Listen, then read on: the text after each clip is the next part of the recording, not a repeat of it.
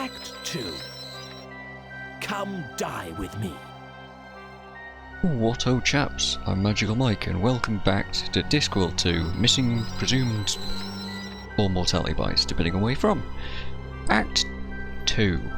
Come die with me. Yes indeed. But first of all, we have to recap what the hell just happened. So we found out that Death is not doing his job, and that leaves people just kind of in a state of undeath and wandering about in Ankh-Morpork causing problems. So the wizards decided to perform the rite of Ash Kente to summon Death and ask him what the hell he's playing at. That required gathering some mouse's blood by tricking a vampire into giving us his false teeth, and then biting into a mouse and putting that blood into a test tube. Naturally. That involved switcherooing some weird stuffed animals with some sticks and some mallets in the garden with the bursar, the deacon, the dean even, and the librarian. It involved using bellows to blow glitter dust out of somebody's dress in a not that great way, and stealing a smell from foul old Ron, Millennium Hand and Shrimp. Oh, jeez. Is that it? Was that everything? Oh no, of course, there's dribbly candles, so we had to make some bees sweat in the garden, and then after that we were able to make some dribbly candles out of the dribbly beeswax. Ah, jeez. You know, it's not easy being Rincewind. But now we're on to Act 2. We've seen Death. He seems to have just said he's gone on holiday, so we need to figure out where that is and chase after him because the Arch-Chancellor told us to. Sensible job? Of course. But, yeah, we're first gonna have a bit of a chat about the Unseen University, because there's so much more to be had in this manual. So the Unseen University is the leading institute of magic on the Discworld. Its campus is the occult, if no longer the actual centre, of Ankh-Morpork. See, everything just sort of spread out from around it. The university was founded in AM 1282. I don't know what AM is. Maybe it's Ankh-Morpork years? Who knows? 1282. The city count at the time. But is that the number of times it's been invaded? City count, or is that just Ankh-Morpork years, the amount of years that city's existed? I don't know. But it was founded by Alberto Malik, one of the most powerful wizards who ever lived. Alberto himself disappeared after attempting to outwit Death by performing the rite of Ash Kente backwards. We all know, of course, that the rite of Ash Kente is acknowledged as both a potent ritual for summoning Death, as I just went on about, and a powerful plot device. The purpose of the university is, supposedly, to force some sort of regulation on wizardry, which at that time was quite chaotic, and to permit the existence of an institution that would allow one wizard to meet another without immediately endeavouring to blow his head off with a magical fire, as was then the case. And should probably still be the case, honestly. I like that kind of thing. Like all really old universities, it's hard to tell where the university begins and the city ends, and in any case, the size of UU can only be determined by reference to the kind of physics that you have to be a drunken physicist to understand. So it's big-ish, small, kind of big. It's weird. There are two ways of getting admitted to UU. Either achieve some great work of benefit to magic, such as the recovery of an ancient and powerful relic, or the invention of a totally new spell, or be sponsored by a senior and respected wizard after a suitable apprenticeship. Alright, there's three ways. Actual entry can be achieved by anyone of either sex, willing to scrub and cook and make beds. Well, actually there's four ways in fact. Possibly the most famous entrance to UU is via the alleyway around the back.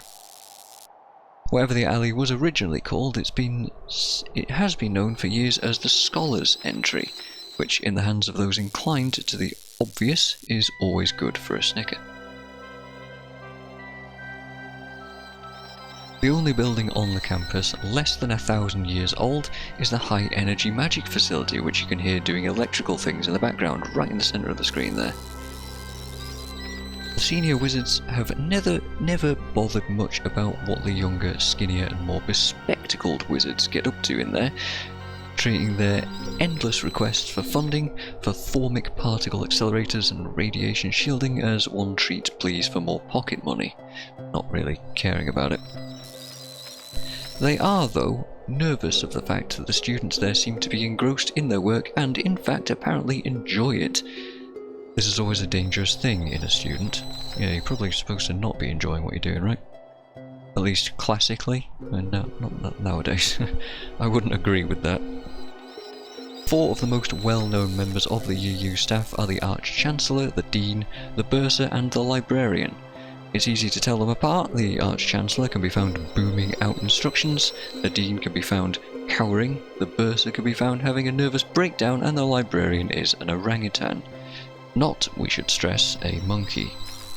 Just a quick glance around, there's no angry orangutans coming out of nowhere to come and hit me, right? No? I don't think so. And that's that. Let's go back to the game. And let's start on this whole finding where death is process, right? Firstly, let's see what's changed, because we are in a new act, and in the dining hall we now find the librarian. There he is, just hanging out in the rafters. I'm not actually going to talk to him yet because we don't need to, and there's nothing really else going on. Our inventory's still the same. Still just got a bunch of junk in it. Still got that mouse. That mouse is a strange relic because I don't think he has any use after Act 1, yet he retains his place in the inventory for some reason. Alright, in the garden, the music has slightly changed. I really like this garden theme. It's much quieter, more serene. It's just nice.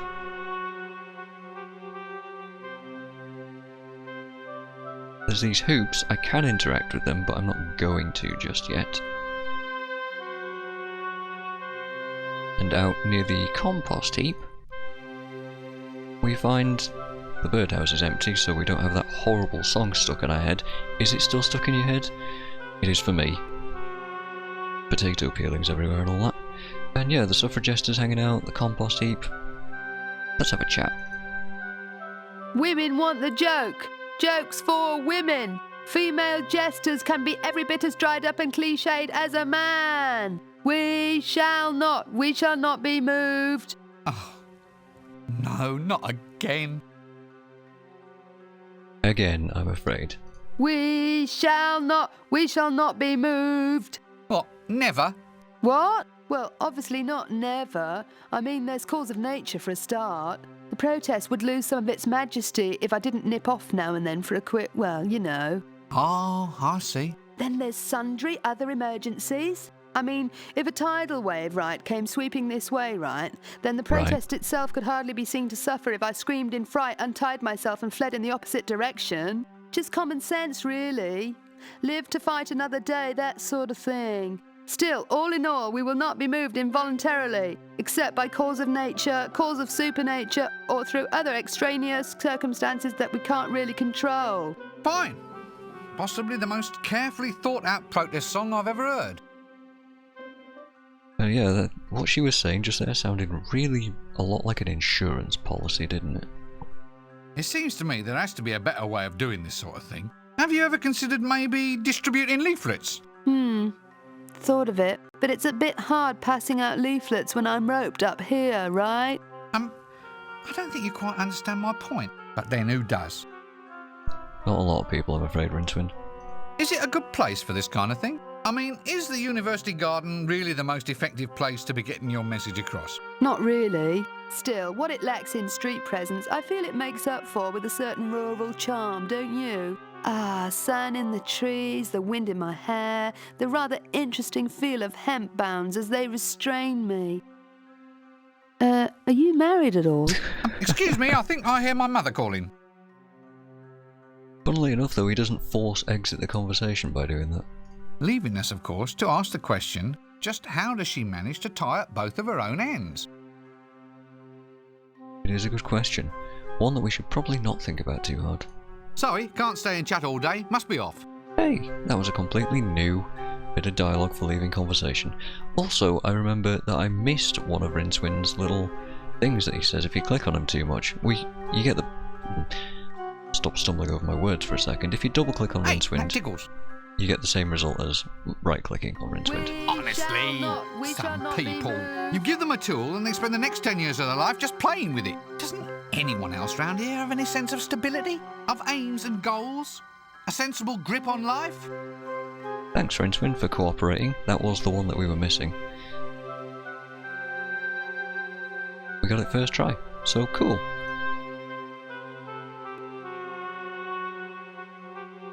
Yeah, like I said, we do need to interact with those hoops at some point, but we'll be back, so we don't need them yet.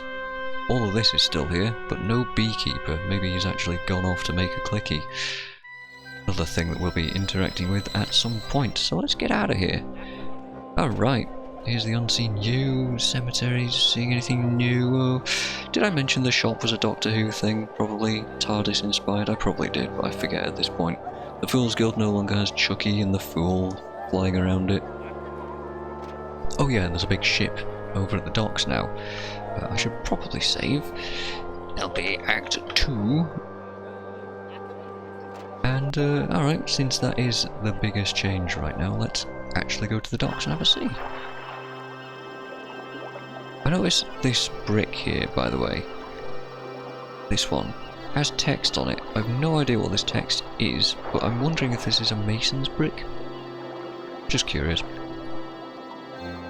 You'll never find out, it's literally just a random thought, but there you go. Alright, we got a big ship. One ship, probable weight 400 tons. Probable top speed 3 knots. The trouble with this sinking ship is all the rats have stayed aboard. Looks like I have to deal with the captain first. Arr, Jim lad. Well, splice me timbers if it isn't a nautical seafaring Matalo with a yo-ho-ho and a deep resigned sigh. Not a bottle of rum? Alright, Captain.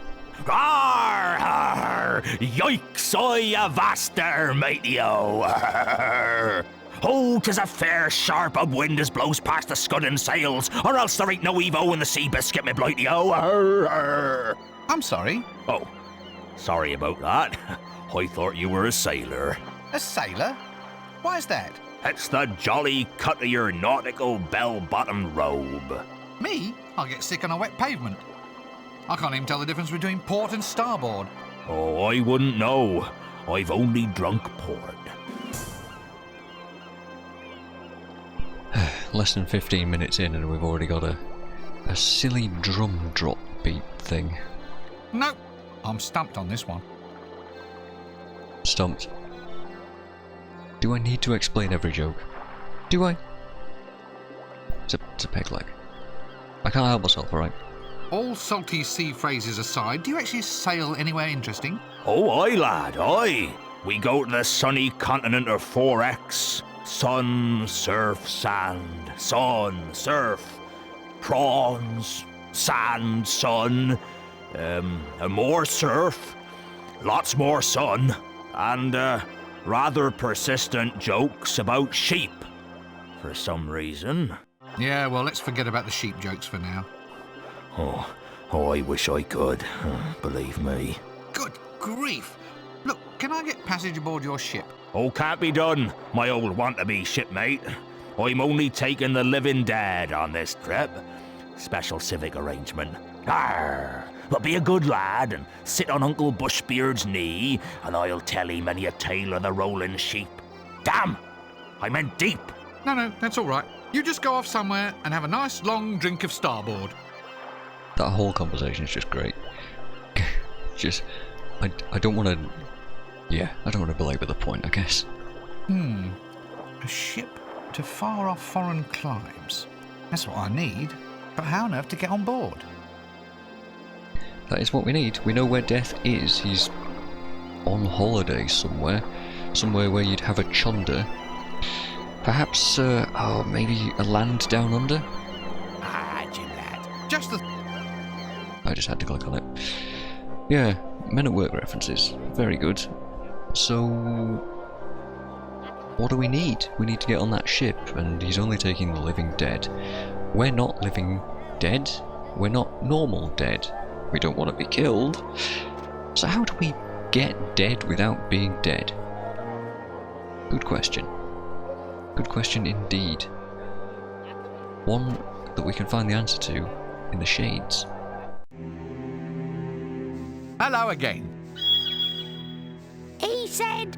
Yeah, he said, what are you doing standing about here all day when the cosmos is going down the privy? Hey, I think I'm getting the hang of this. Just fancy. 20 years of school and finally you've mastered the ability to talk to a rat. Your mother must be so very proud. If you ever had a mother. Strange, right? So, obviously that was the Grim Squeaker, the death of rats that we were talking to, but I don't know if this raven was a generic raven or if it was actually Quoth the Raven. And that also, that's the... I don't know what the raven is. I think it's Death of Rats' mount, as Binky is Death's mount? Question mark? Not entirely sure. If it was a generic raven, I don't really know, but obviously it was talking to us. We'll find out more about why in a while, but it does lead me on to questioning something. In the intro, I don't know if that cat was another generic cat, or if it was Grebo, if that was Nanny Ogg's cat. Just a thought that I had, and I just never questioned it. Never have questioned it. Anyway, the Dead Collector is a great place. Post-mortem transportation services. He interrupted me to kind of skip my point. He's a great place to start finding out about being dead to end up somewhere. So let's have a chat. Bring out your dead! Luxury post-mortem transportation services. 5-star service. Best cadaver relocation agency in Ankh-Morpork. Highly recommended service. Bring out your dead. Yeah, so between acts, certain characters will change what they say. Not every character, thankfully, will never have to talk to foul old Millennium Hand and Shrimp Ron again, or the Duckman, or Henry Coffins. Thankfully, we will still unfortunately have to hear them in the background every now and then when I walk past, but certain characters will change what they say depending on what's going on, and the Dead Collector is one of those guys. So we don't have to talk to everybody again, is what I'm saying, but you can do if you want to. I'm gonna try and streamline it a little bit. Hello again, sir. Beautiful day for it. Beautiful day? A beautiful day for what? Well, for being dead, sir. Have you considered it at all? All the advantages?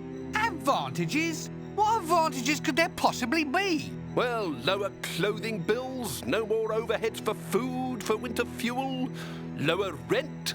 Lower rent? Well, the dead don't move around much. You might say that they don't need as big a set of digs.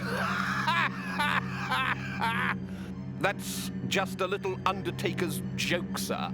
I'd keep away from them if I were you. Otherwise you'll end up as stock in trade.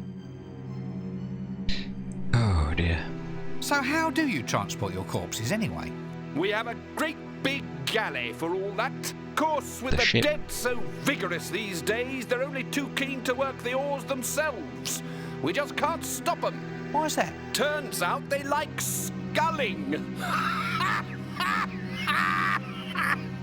Sculling with the oars. Sculling. Oars. Dead. Get it? Just trying to inject a little humour? What'd life be like if you had no sense of humour? You tell me. Right. I mean, these are funny. I find them funny. I like this just extremely deadpan crap jokes. They're great. I love them. So, where do you transport your corpses? Oh, well, it used to be all mountains, you know, scenic locations. And the Very corpse pit. cold, you see, so the customers enjoyed it for longer before all their bits fell off. But you should see the place we've just found now, sir. Beaches, hats with corks, and blondes with these huge, straining, pink, oil-smeared... Yes, but how do I get there? Well, you'd have to be dead, sir. We've got the entire season's passages already booked. Look, are you telling me that I have to be dead in order to qualify for tourist travel? Well, yes, sir. But it's a very reasonable option. We let you take all the luggage you want. Oh, Why that's is good. that? It's all classed as carrying baggage, sir. That was just another little Undertaker's joke. It's a good thing you have a captive audience. Why not just tell me how to get to this holiday location of yours? Just a death certificate should do it, sir. It's the only way to tell these days. Got one, have you? No, I don't. So, you need a death certificate just to qualify for foreign travel. In many ways, death's a small price to pay for getting out of this place and starting new life somewhere else. It might perhaps be in Ankh-Morpork. Anyway, toodlepip. Goodbye! Where would we find a death certificate? Also, all the luggage you want, that's good. I wonder if it's about time my luggage had a bath. I've never heard that before. What, shall I get inside it? No way! What, shall I get... What, shall I... Just curious if there was any more at that point. Okay, so we know that That leads to the mortuary. there's a mortuary. Let's have a wander down there. Might be a good place to start thinking about becoming dead.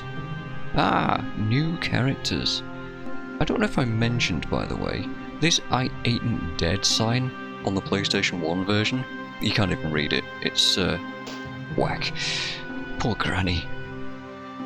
At least she can't feel it, but this mortician's just stumped her.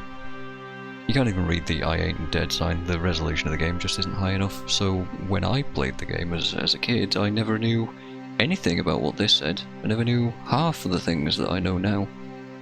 Alright, there's new stuff going on. The city mortician. I wonder if this is what he wanted to be at school.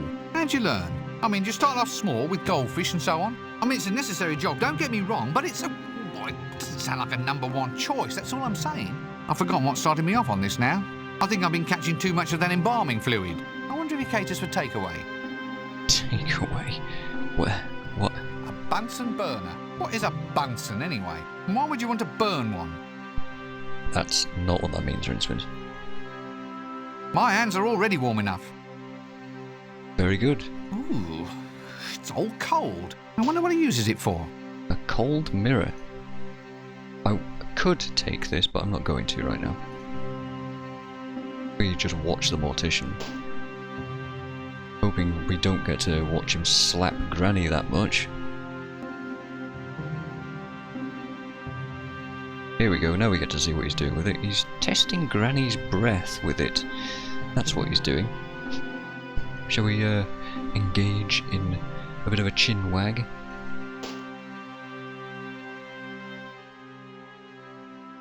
Like how the certificate just says dead on it. Hello! Dead? Why, come in, sir. Come in and decompose yourself. I'm not dead, I was just being polite. Not even a little bit dead? Not fading away? No nagging little cough or unexplained twinge or tiny touch of fever? Come now, surely you can make the effort? No. No. I suppose not. All the fun's going out of this business these days. What with everybody just not being quite dead anymore, huh? Can't you see that this woman isn't dead? Oh.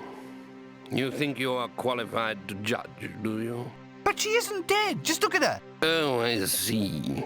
Look at Mr. Expert. That's your expert opinion, is it? An expert in being alive, then, are we? Well, yes. I suppose everyone is. That's the problem with this job. There's no way of gaining any respect. Can you be an expert in just existing? Perhaps not a question to actually think about right now. What is it that you do exactly? Well, I issue all the death certificates, make sure they're really dead, that sort of thing. We can't have people being buried alive, you know. I should certainly say not. Yes, they'd be hell to pay at the graveyard.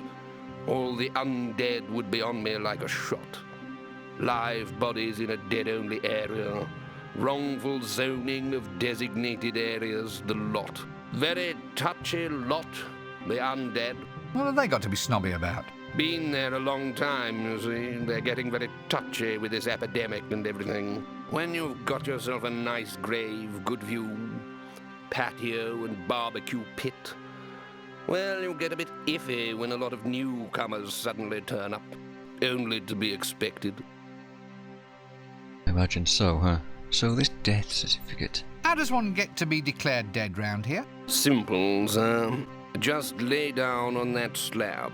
When a cold mirror won't cloud with your body's breath and there's no detectable pulse, then we can safely declare the individual to have passed beyond. Even if they're still walking and talking? I've had to relax those criteria, sir. In the current situation, it pays to be flexible in your definitions.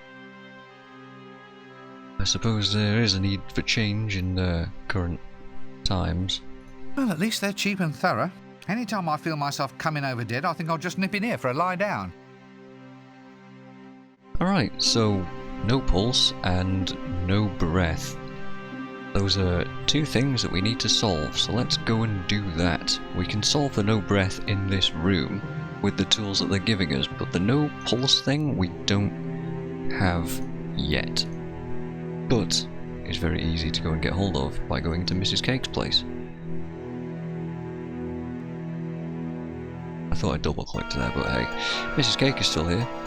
Literally no reason to talk to her though. Now then. Try as hard as I could, I doubt that I could break an arm off. Nope, but we could certainly saw one off. We're just destroying this dummy for no good reason. I hope Mrs. Cake won't miss that. Right, this is one of the most useful items in the game. Comes in handy at least twice. A wooden arm? Doesn't look very lifelike, does it? No. Feels hard and wooden, I suppose. Alright. That's it. Puzzle solved. We just shove that in our sleeve, then there'll be no detectable pulse because you'll be detecting a pulse on a wooden arm, right? There is one thing that he hasn't told us about though, that he's gonna spring on us and surprise us with.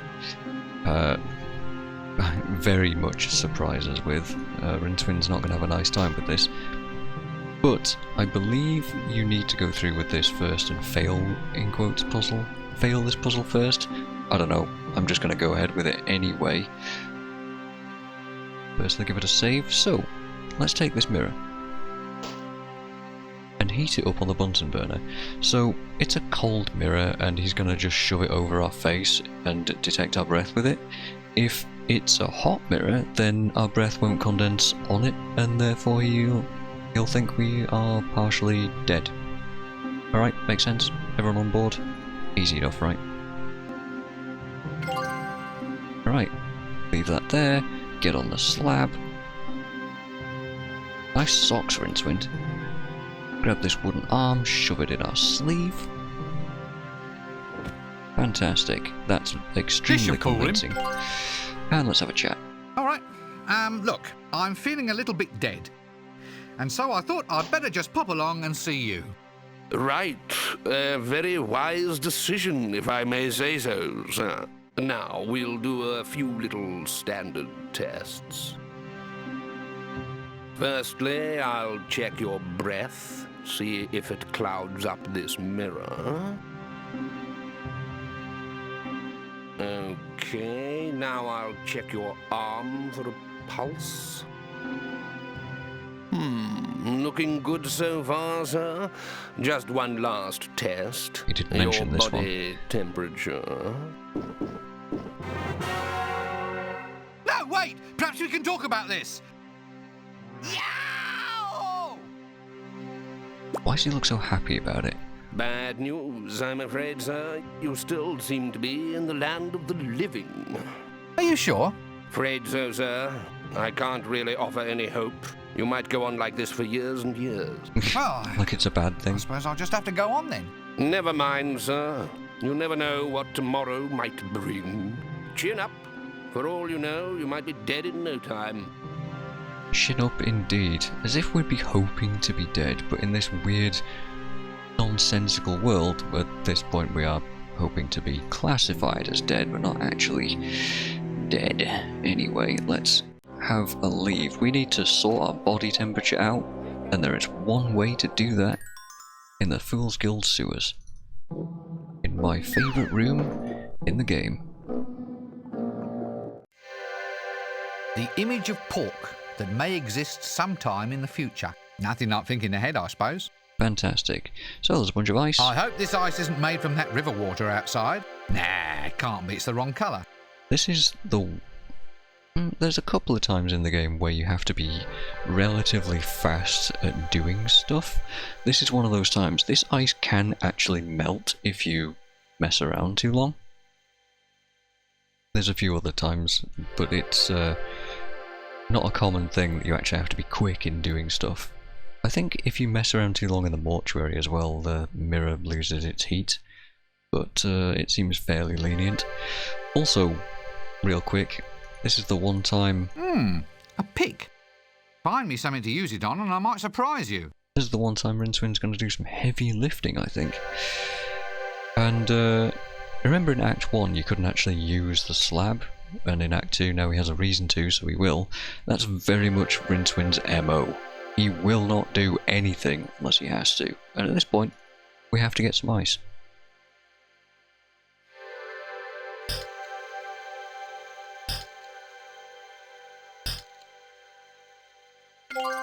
Alright, now check out how this looks. A great big ice block? Yeah, now all I need is a martini the size of a bird bath. It'll only melt faster if I touch it now. That's how it looks. Very little water in that ice.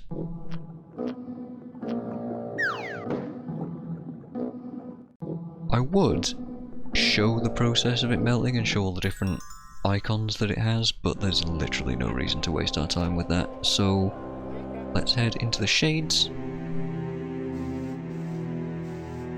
and back down into the mortuary, where we will solve the puzzle by heating the mirror back up,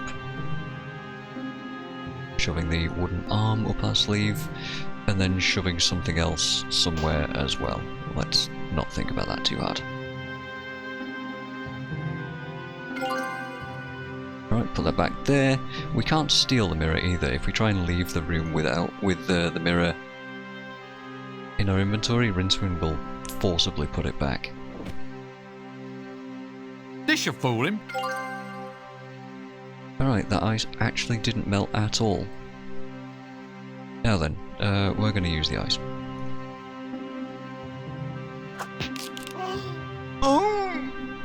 If it's low body temperature he wants, then it's low body temperature he'll get. Alright. Hello Feeling again. a bit dead again. Look, I'm virtually sure this time. I've been feeling a little bit dead most of the night, but I definitely felt myself pop me clogs a few minutes ago outside. Would you care to just take a little look? But you're not even wearing clogs, Rincewind. Actually, I think in law he's supposed to be wearing flip-flops, but I prefer these fancy wizard socks. Okay, now I'll check your arm for a pulse. Looking good so far, sir. Just one last test. Your body temperature. No, wait! Perhaps we can talk about this! Yow! Ooh, that's looking pretty icy. Wonderful news, sir. Wonderful news. Yes? Am I dead? As a doornail, sir. Finally, a satisfied customer at last. Now then, here's a death certificate, which also entitles you to cut-price headstone carving, embalming, and free drinks at the yearly Mortician's Ball. Mortician's Ball? Doesn't sound like much fun to me. Oh, you know, sir, once the old embalming fluid starts flowing, Like of course drinking it kills you in the end, but what doesn't, eh? Well, have a nice death. And please don't hesitate to call round again if there's anything I can do for you. If there's anything I can do for you. Yeah, so I like how he ties it to your toe as well. It's quite funny. Hey, look, the ice is completely gone. A great big ice block? Yeah, now all I need... Well, it's It'll only melt... sort of not really ice, is it? That's just a puddle of water. There's different stages it has, but yeah, there we go. Anyway, this certificate, let's just grab it and wander off back outside with it, because we're going to give it to the debt collector straight up. Here we go. Hi. Right, well, hop on, sir. We'll soon have you off to a post-mortem holiday. Did I tell you the one about the carrion luggage? Afraid so. Ah, well, can't win them all. Bit Or of a any Monty of them, Python come to moment think of coming it. up. Bonk.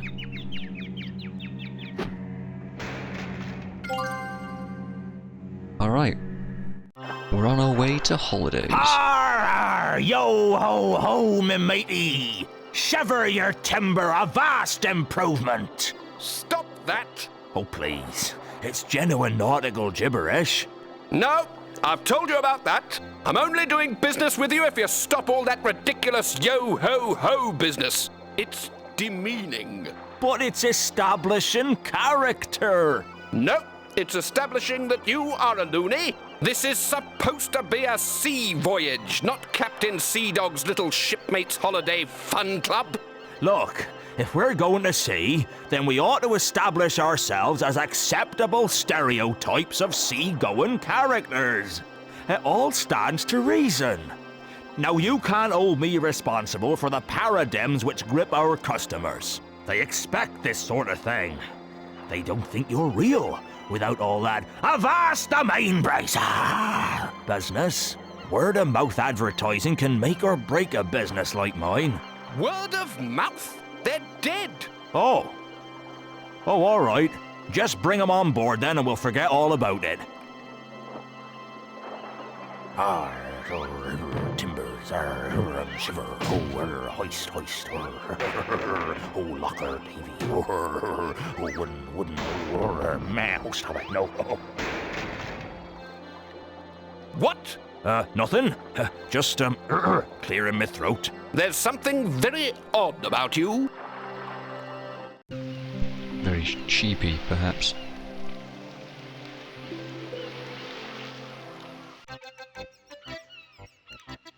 As I were walking down Paradise Street, singing hey ho, blow the man down, a saucy young cuttlefish I chanced there to meet.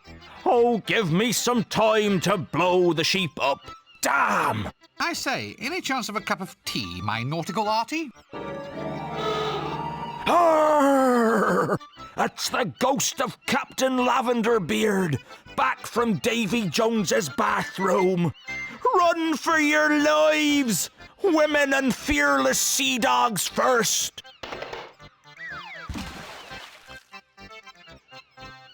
You know, I seem to meet more crazy people than sheer coincidence should allow. Anyway, looks like I'm in control now. We got ourselves a ship.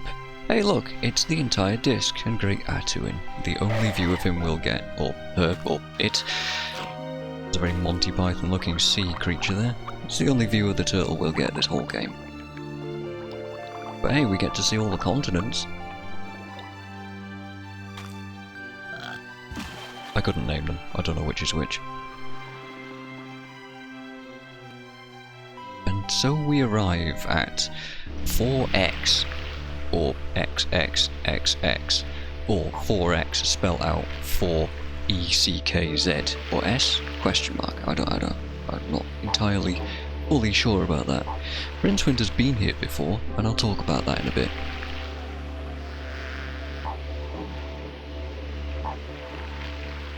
He's looking quite tired at this point. Welcome to Bondi Beach, not Bondi. You!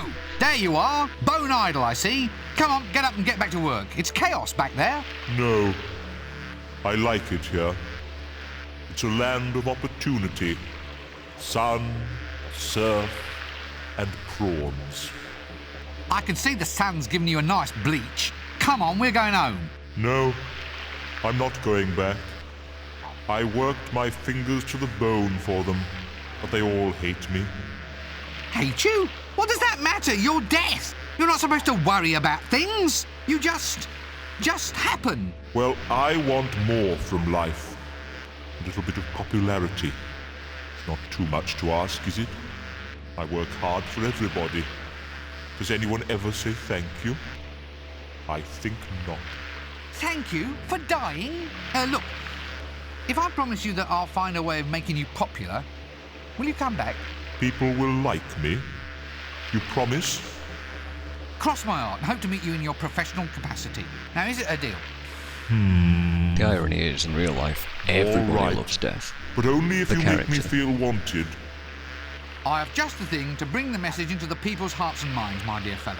Tell me, have you ever heard of something called the Clickies? A clicky, you say? Something to make a legendary figure more personally popular? That's a challenge and a half, that is. But nothing modern marketing techniques can't handle. You just leave it to old Dibbler. All right, but I wanted to have integrity. Just make it nice. Nice? Of course it'll be nice. I'll tell you what, I'll splice you in for half the take, but mind, I'm cutting my own throat. Now, tell me what talent you got lined up. This, lead of yours. Nice, upper balcony, is she? No. Oh, well, what a skinny one then, eh? Long and lean, eh? Whoa! Well, quite lean, yes. I got it then. I've got the angle. Works as a shipwright by day over at the docks. Sweat, sweat, sweat, wood shavings, and torn, tight little shirt. And then dances in an exotic nightclub every evening. We clap a soundtrack on it, and we got a hit for sure.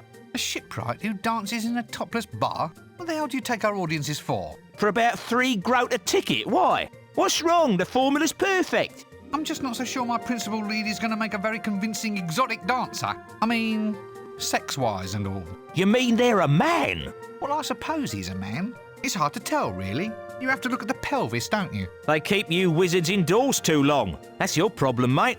Look, I'll tell you what, we can sell anything, just as long as we have the right marketing. You know the product, so I'll leave all that with you. We need 3 things to make this a success. You've been waiting for this bit, haven't you? Just waiting for it. First and foremost, a gorgeous babe. That's just pro forma for the press. Right, Next, you need a really catchy jingle, a song we can clap into the soundtrack. 2. Finally, we need a gimmick, a novelty merchandise that actually creams the cake. Get me those 3 things, 3 and things. I'll have a film out in no time. Easy. Collect a babe, a jingle, and some novelties. I don't suppose you'd consider collecting them yourself. Nah, mate. What sort of fool would waste his valuable leisure time voluntarily going off on annoying little quests set by stupid and ungrateful people, eh? Yes, he'd have to be some sort of idiot, wouldn't he? Oh well, see you in a little while then. Take axe, open door, kill dragon. Why wasn't I born in the days of text adventures? Welcome to Holywood.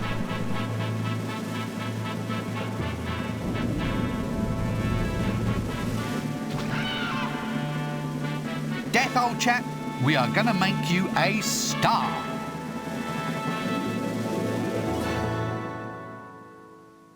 And so Act 2 actually begins.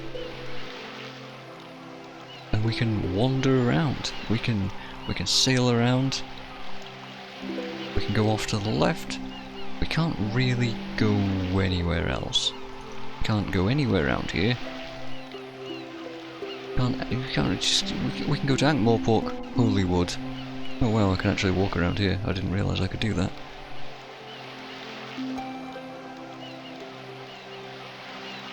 Shocking, actually, but yeah, that's it.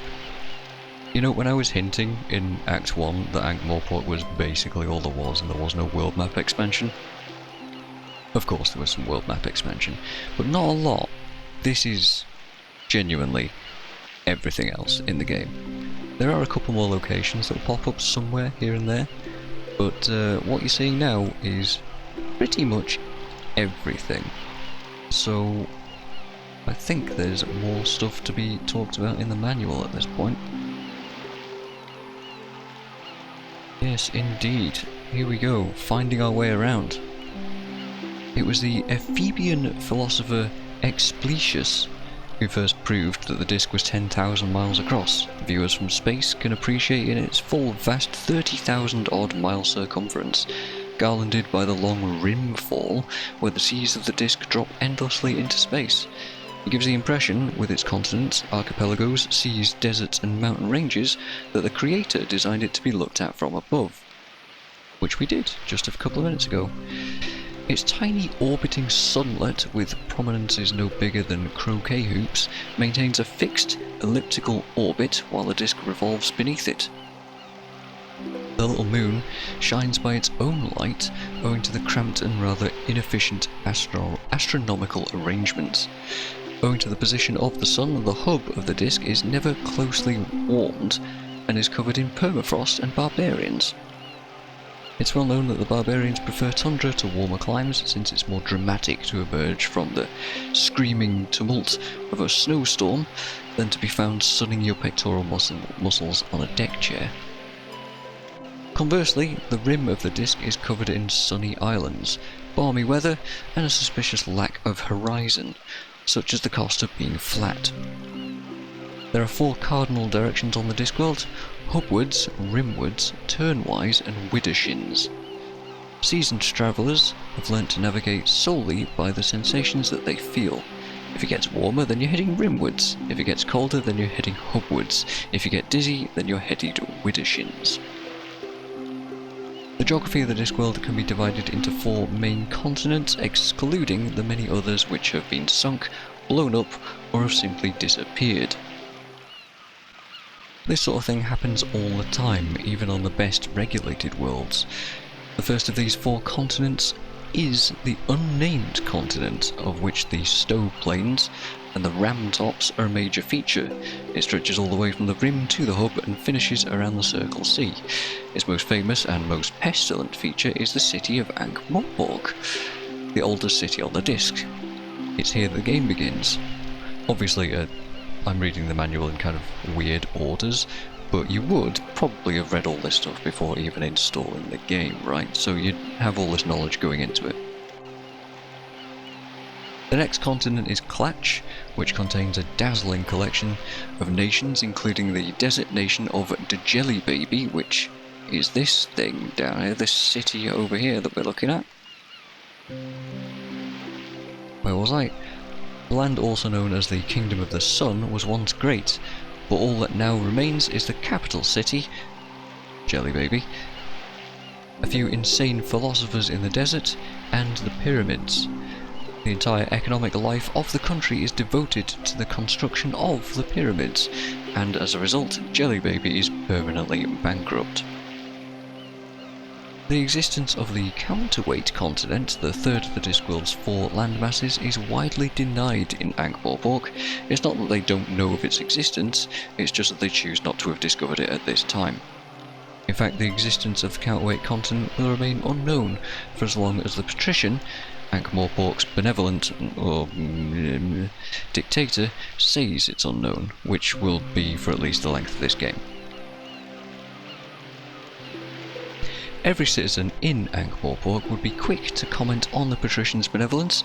This is chiefly because every citizen who has been slow to comment on it has found themselves hanging upside down in a scorpion pit, and will know that we haven't seen the patrician at all in this game, and he'll make one singular appearance later on. Equally unknown, or at least mysterious, is the fabled continent of 4X, or XXXX, which is often lost to the people of Ankh-Morpork, but occasionally turns up like an old coin in the metaphorical crack in the Discworld's sofa. There are rumours of some travel to it, however. A couple more facts about 4X. First of all, the capital of 4X is called Buggerup, and other known settlements are called Did You Bring a Beer Along, Kanguli, and Warralora Surfer. As you can tell, 4X is very, very much modelled on Australia. Any Australian friends out there might enjoy some of these references. There's also a local magical college for wizards. The university's motto is Nullus Anxietus, otherwise translated as No Worries, brackets mate, and the Arch-Chancellor there is named Bill Rincewind, possible but unconfirmed relation. Nobody was actually able to get in or out of the continent because it was originally surrounded by a permanent anticyclone, though sometimes driftwood would reach it. And the events in the book called the events in the book called The Last Continent finally allowed rain to actually fall in the place as well by ending their anticyclone and opened up trade routes too. This was actually Rincewind's doing, but he never got any credit for it. And now we know all about 4X, so let's go there? By wandering over to the left here. This is it. This is 4X. Bone Die Beach. The lovely didgeridoo sounds. We got some surf. Ah, the sea is restless. I'm like that myself when I've got sand in my bed. I suppose I would be too, but I've never had that. A swim doesn't seem like such a good idea. I could get crushed by all those big waves. Big waves, huh? Anyway, let's have a chat with whoever this is. A colourful local shop, and I've got just enough time to stock up on a few billabongs and get my jumbucks restrung. I have no idea what you just said. If I want anything, I suppose I'll have to talk to Dibjula. Dibjula? I want a better view of this.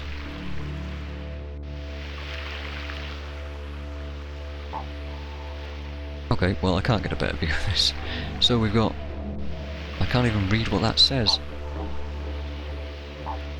Good. We've got a hat with corks in it. Point me own bone Dibjula. It's funny really how you go thousands of miles and meet someone who sort of reminds you of someone else. Yeah, I wonder who. He's got some sticks. Ah, a bent stick, how very amusing.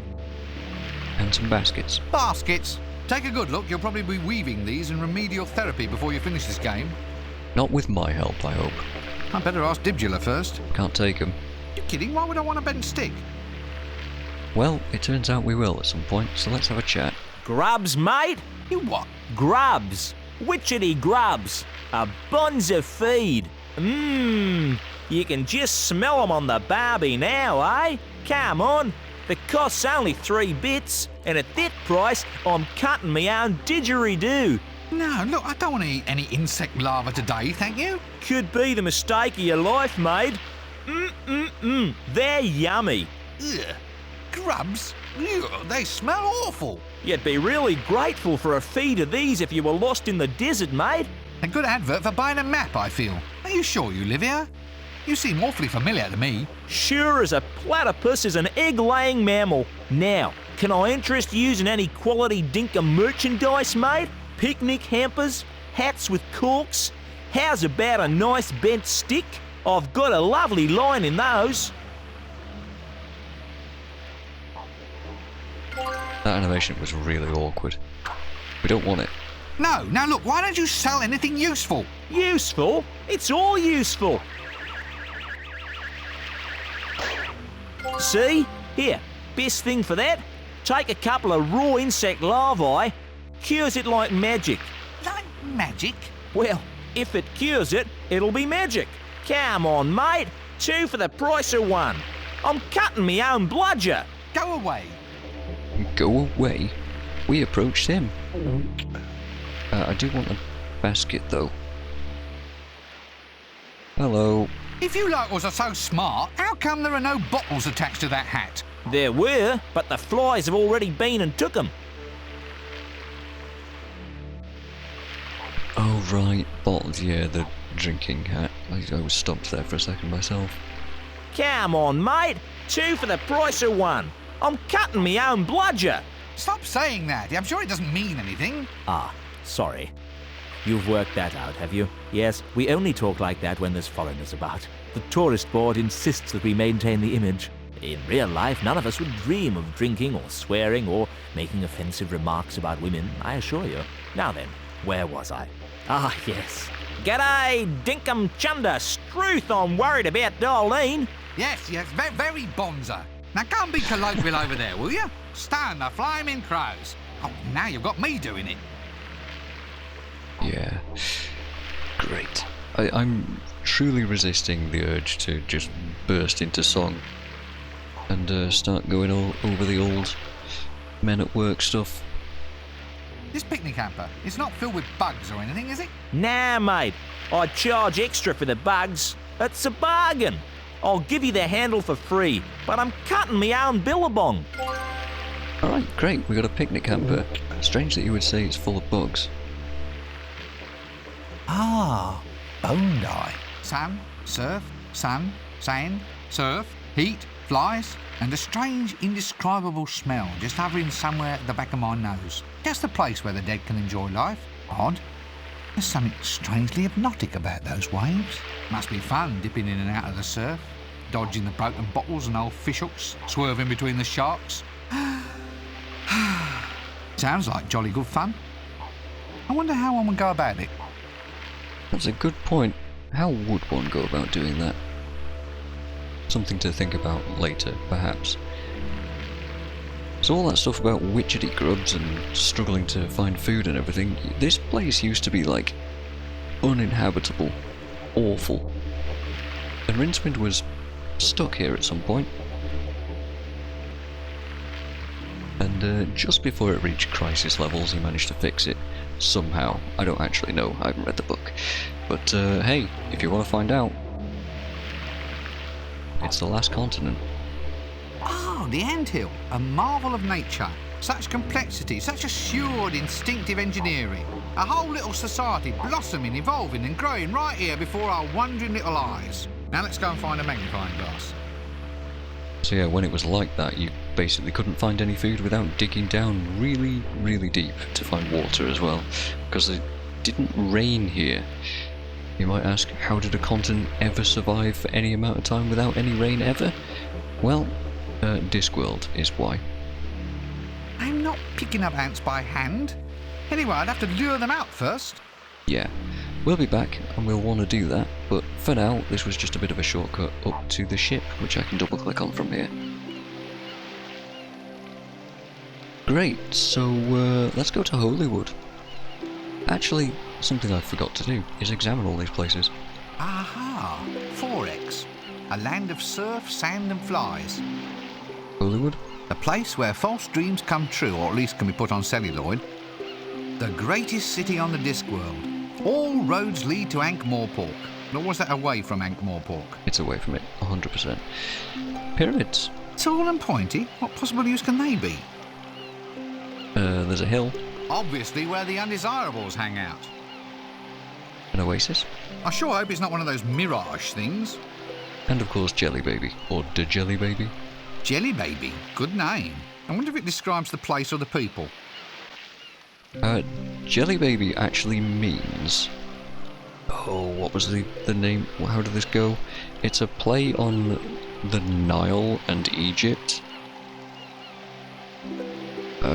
Something to do with like Child of the Nile. That's it. It's Child of the Djeli. And the Djeli is the river that flows through it, I think, or near it. And that's just another pun on Jelly Baby. If you don't know what Jelly Baby is, by the way, it's a kind of like gummy sweet over here in the UK. I don't know if they've made it internationally or not. They probably have at this point. So, first off, Holywood.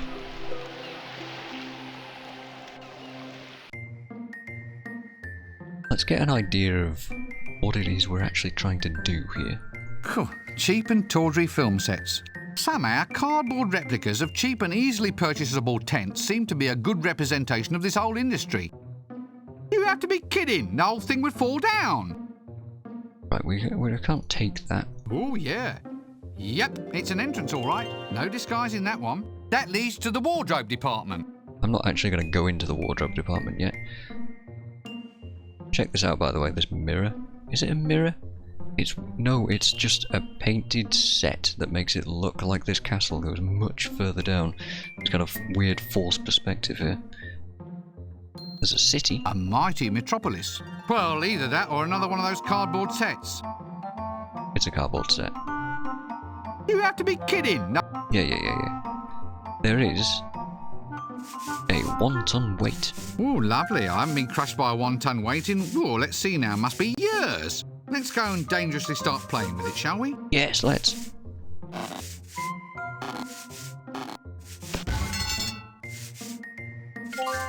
Youch.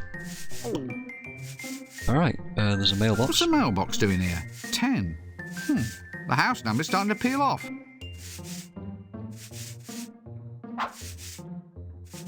Alright, we'll just straight up take that 10.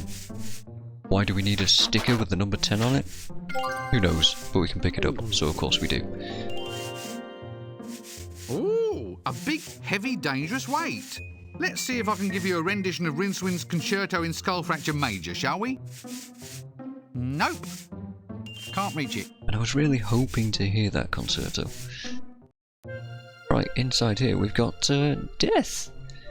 Great. Right, now let's see what we have here. Oh yes, deathly pale. That's quite fashionable these days. But have I got a face for you? I'll see if you can get these references, because I'm not sure who this is supposed to be. This ain't quite my style, sweetheart. Oh, well, I dare say someone will like it one day. All right, how's about... I don't know. I don't get that one. Nor this one. Hey, look at this look. You ever looked at a look looking like this looks? Either my watch has stopped or I'm dead. All right, I just know you're going to love this one. I get that How one. does that feel? Hasta la vista, Rincewind. Look, this isn't working. I want something more direct, more glamorous. Oh, so you're suddenly the big expert, are you? Bring me a picture of the Elven Queen, then. That's an escalation. Real glamour. I'm not budging so much as a brush until you bring me decent reference material. That's a big ask. Also Terminator 2, if you weren't entirely aware of that. This did come out in '96, so only a few years after T2 released. Our very own makeup girl. I'd call her airheaded, but local gases might take it as a bit of an insult. Jeez. Alright, there's nothing else to interact with. Oh, there's makeup. None of it's quite my colour. Anyway, my skin needs a gentler type of foundation. Steal the makeup. A better video card would do me more good. I mean, back then, yeah. Ooh, shiny. I'd only break it. Probably don't want to break it, huh? Death, fearsome spectre at the exit of our lives. Well, it's nice to know he can unwind. I don't think he's in the mood for idle conversation. Idle conversation? Idle? Yeah, okay. How about this picture you need? Do you know how to find any elves? No idea. Why don't you ask the elves? Now, I'm going to ask you that question again very, very carefully. And this time, I'd like you to watch my lips. There's no need to be like that. Why don't you go and find a witch or something? They know about elves. A witch. Well, we at least... So, in order to get Death's makeup sorted properly, we need a picture of the Elven Queen. In order to get a picture of the Elven Queen, we need to find out about elves. In order to find out about elves... This is one small favour all over again, isn't it? We need to go and find a witch. Right, luckily we know where Granny Weatherwax is. Unfortunately, she's a bit busy being slapped a lot. Another gorgeous special effects set. Painted without reference material, apparently. Cool. The magic of illusion. I'm afraid I can't pick that up. Nope. But it awfully looks like a sort of Wile E. Coyote Roadrunner sort of thing. Hey look, imps! At least staffing doesn't seem to be a problem. It's just like I always say, make a deal with the nethermost hordes of hell and the world will be right at your door. What's the label on this paint can say? Special Effects Pigmentation Company, putting the pain into paint since the year of the barking clam. Maybe it has a magical base. I wonder what it actually does. Do you remember what this paint... that this paint exists, and we will find out what it does fairly shortly, actually. These guys painting the set. Another cheap cardboard set. Yeah, I think I'm finally getting the hang of these. Aha! There's one of those little camera dwellers now. Ah, an in-betweener. Well, we all know they couldn't use real human beings for this kind of job. What kind of lame brain could stand the boredom and the hopeless management? An art drone. A few more of them and we can start our own games company and leave this lot for a lark. Huh. I wonder if that's a commentary on the state of what it was like working with developing this game, or what? I don't know. This one seems a bit lazy. He doesn't appear to have much use. Well, that means we could take him, right? I'd better ask before I take one. No, we need to ask. I'd better ask. Alright, over here we've got some Things. apparatus. Dangerous things. Dangerous things best left alone. Can I possibly make myself clearer? No, let's have a look at them. I think not. Alright, well, fair enough. We've got a camera. Ooh! An Imp-Stomatic camera. Just add your own imp. We know all about the Imp-Stomatic from the first game, right? So let's just grab that. Easy enough. An Imp-Stomatic camera. Badly in need of an imp to power it. Right, remember the absolute mess of a fiddle around we needed to do to get the imp out of the alchemist place in the first game. So we need to do that again somewhere. Somehow. What's this? Feels like a little easel. And yeah, cameras in this game, in this universe, work by imp. The imps literally just paint stuff really fast. That's it. It's not really that complicated. Feels like a piece of stiff paper. Strange smell, though. Embalming fluid? Yeah, I haven't examined a few items for a while, so let's go and do that. Cool. A death certificate. Now that I'm decently dead, I can get on with my life. This stick. A kind of bent stick type thing. These things should come with an instruction manual. Yeah, I've had a boomerang when I was a kid, and I was never able to throw it properly. It would just... it would just act like any other thing I threw. I'll get rid of this thing yet. A picnic basket? Top ho, I'll go find the infamous 5 and we'll go off and have a real adventure. You mean the favourite? Okay. Feels empty to me. Nothing in there. A 1 ton weight, or, to put it another way, a 1 ton weight. Remarkable, it doesn't feel that heavy. A sticker with a number 10 on it. A million household uses, no doubt. Just have to wait and see. I doubt that sticking that on myself would make me a perfect 10. Perfect 10? Wasn't this made by Perfect 10 Productions? Or something like that? I should probably know that, but yeah. What about if we stick it on an ironing board? I doubt that sticking a 10 on that would help. Okay. What about crushing the ironing board with a 1 ton weight? That won't make it any heavier. Why would we want to make it heavier? Something to think about in a while, I guess. An imp trainer. Now there's something to liven up a curriculum vitae. Hello, Mr. Mustache. Faster! Work faster! Explosions! Put enough explosions into a clicky and who cares what the plot's like? You can put in giant rubber dinosaurs for all I care as the long Michael as they Bay explode! way of making films, huh? Hello there. No time to talk. I need more imps to put inside the cameras. Gotta have more special effects over here. Maybe a lightning strike. Nyam! Boom! Look, you're a busy man. I was just wondering. Choom! Boom! Pow! Oh, never mind.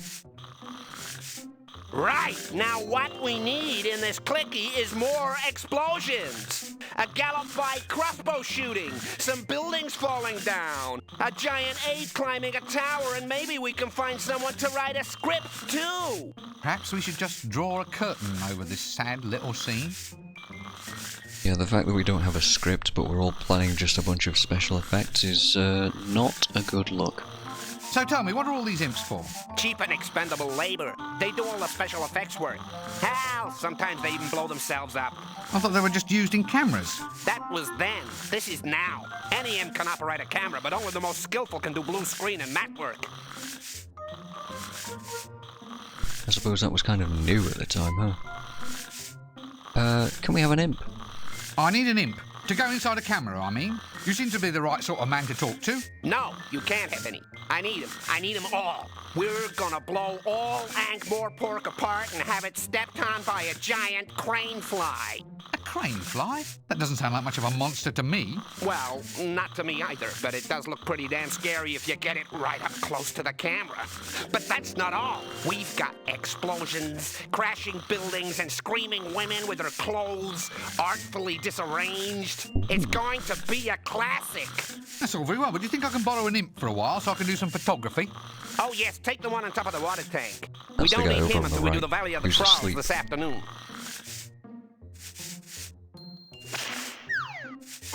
Alright, that's our imp. Here he comes. Here he comes. Just covering himself in paint. And he's in there. Well, that wasn't helpful. We need the imp so that we can take a... Hey, I can see the little blighter in there. The cheeky devil, he poked his tongue out. We need the imp so that we can take a picture of the Elven Queen to show to the... You get the point. It's a funny old world. That's it. That's the only thing we can say. Luckily, we can solve this little issue immediately with a bit of paint. Since the imp showed us how this paint works, it's magic something paint. A boomerang covered in the SFX paint. I better not touch it. Yeah, we don't want to get covered in it ourselves. If we throw this in there at the imp, it should come back to us. In style, we now have an imp who looks absolutely hilarious. Look at the little guy. Small, offensive, looks like a road accident in a bag. Yep, it's an imp, all right. Touching imps is something I would rather avoid. Yeah, but we need to put him in the camera. Now we're ready to take pictures. Great, now we've got a camera. My own camera. Now all I need is a slide projector and a new reign of terror could begin. Better not touch it, it probably bites. Probably does. Does it have an animation if I hover over it? Doesn't seem to. Okay, well that's one problem solved.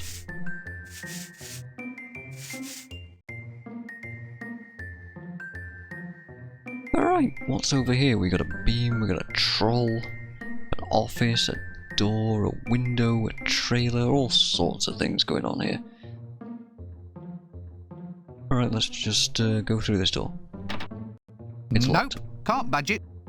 Locked. Now that strikes me as being suspiciously unfriendly. Alright, what about the window?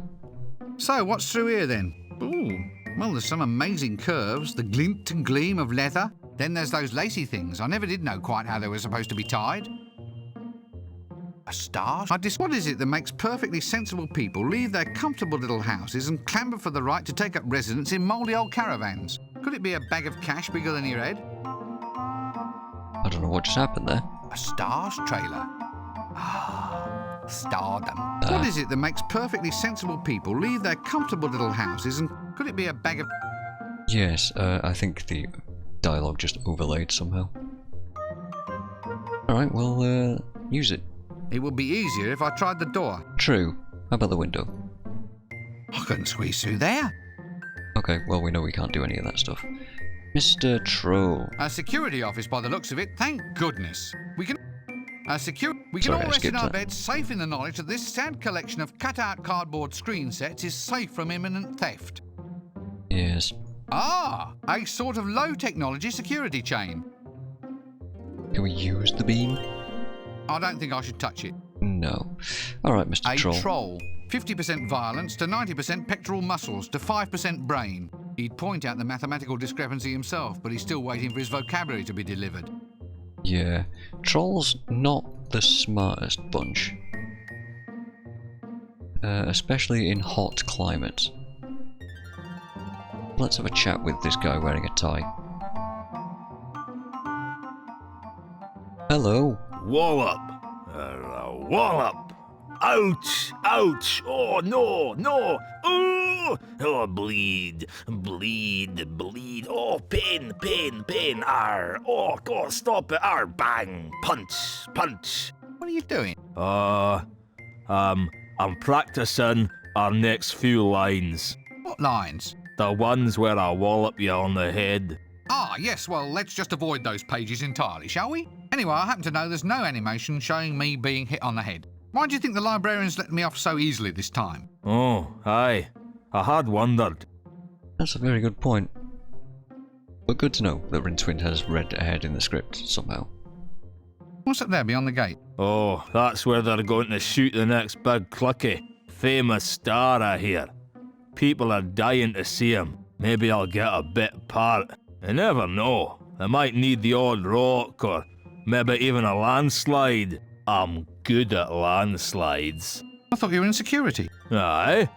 but I have my hopes. You see, my cousin just did Trolls Prefer Blondes. Had a starring role too. All the food he could eat as well. Although the hair did stuck in his teeth a bit. He ate the blonde? Nah, it wasn't a part of the equity rules. Or some such thing like that. They hired stunt doubles, you see. Stunt doubles? Oh aye, they looked like the star, but weren't actually her, if you know what I mean. Tasted good though, my cousin said. Maybe they were made of rocks? I don't know, trolls eat rocks. I don't know if they really eat people.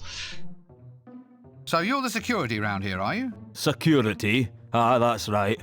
I'll look after the what's-its, the sets, that's it. And the trailers and the canteen. Canteen? So tell me, what's the food like here? Oh, I wouldn't know. I order in. The local quarry delivers now. A good choice of fine rocks at competitive prices. Remember They even that. supply ketchup, you know. What? You eat rocks? Must be awful on your teeth. Nah, troll teeth are the hardest substance known. And they're always sparkling clean, too. Remember that too. Sparkling and hard substance. What could that possibly be? Something to know, something to think about. And he eats rocks. Knowledge that we'll need at some point. How do I get into that trailer over there? What? Through the door? You mean you want to go through the door? Well, of course that's what I mean. Now what do you want to go doing that for? Because the wall has a solid, wall-y kind of look. The key, right? Well, I could only really give the key to someone who could provide me with 3 rooster feathers, a piece of string, Oh no. and a huge clockwork. That's it. No, I draw the line right there. No quest, no items, no pathetic excuses for, quote, lateral thinking as I go stumbling about trying to guess what I have to fetch this time. Just give me the key. Why? I had my heart set on that piece of string. All right, we'll try logic. Now look. Are you aware that there are multiple outcomes to each and every action that we take? Just say yes. Yes. Right. Well, that means that somewhere in the universe, there's an alternative world where you've already given me the key. Say yes. Yes. So since you've already given it to me, there's no harm in me taking the thing in hand right now. I mean, I've already used it once. Oh, right you are then. Here you go. There. Let's see them make a game puzzle out of that one. Well, that's solved. I've finished with him for now. Yeah, we don't actually get to finish the whole conversation there. We'll go in there in a bit. But let's have a wander over here. This is our clicky set. Everybody's dying to see the star of this one. This is ours, and the star is death, so, you know, of course they are. Yet another cardboard cutout. I wonder what this piece of trash is for. Hang on. It's the set for my clicky. I better not go up there. Why not? You don't want to be on stage? Alright, Dibbler. Just what we needed. Dibbler in cut-me-own casting couch mode. Possibly a different meaning for that these days, but moving on. There you are, friend. There you are. Now remember, a jingle, a set of novelties, and a gorgeous babe. I might be able to do it for you with less, but even now, I'm cutting my own throat.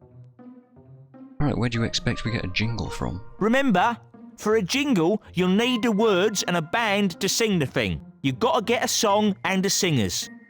Right, so it's no longer just a jingle, it's actually the jingle itself and somebody to perform it.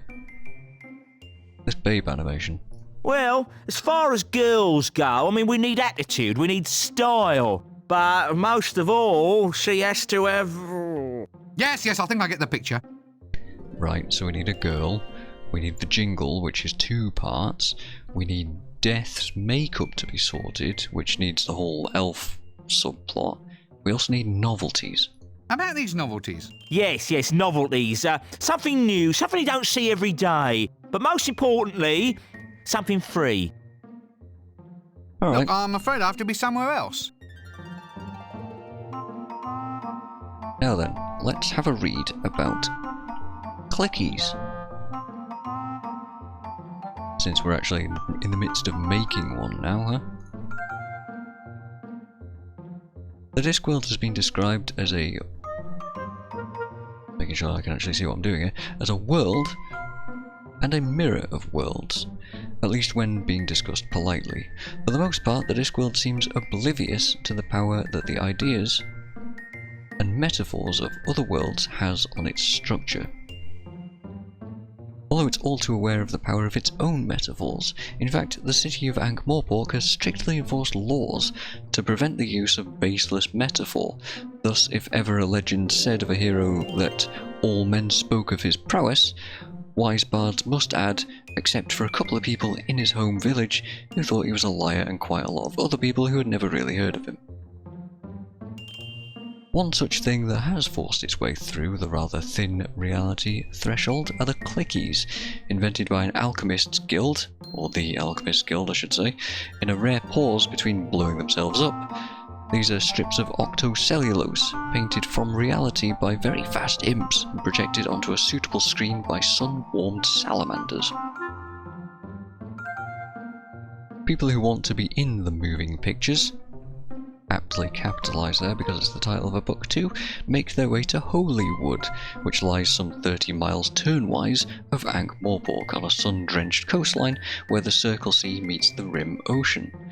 There's a legend that a city stood on the site and that it was destroyed by the gods for some unspeakable crime against them or mankind, and given what the gods and mankind get up to all the time without any kind of punishment at all, it must have been something pretty awful. Okay. Who knows, right? Okay, so let's, since we have the key to the trailer, we can... Navigation here is a little bit awkward, I must say. Nope. I'm aware, Rincewind, I just needed you to be here. Key to a trailer? Lavender scented. Feels just like a key to me. Started to notice that double-clicking on stuff is mostly him touching the item. Well, that was easy.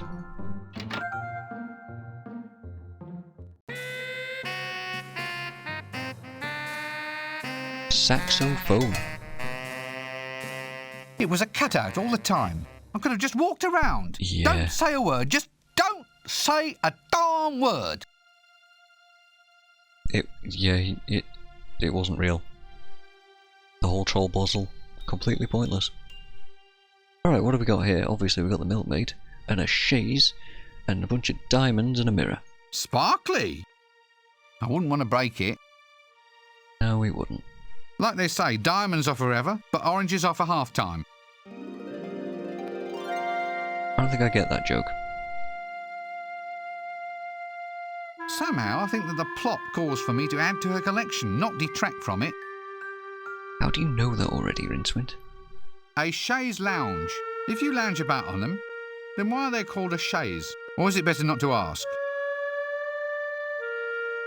I don't think I understand that reference either. Is that something French happening? I don't know. You'll have to wait. The chaise scene is at the end of the game. I'm squinting at that comment because this whole room is just a bunch of stuff that I don't quite understand, I feel like. The milkmaid. From rags to riches to skimpy lingerie, all in one fabulous lifetime. Well, this seems like the babe we need for the film. What do you want now, then? I was just wondering whether you were free, that is, if you might consider being part of a very special clicky that we're making. Oh, sure. But, I get lonely on the set. You'll have to find me a little friend. Friend? Yeah, I lost my last one, you see. She's talking Friend? about diamonds. Oh, I see. For your ring. A little friend. Right. No rest for the weary.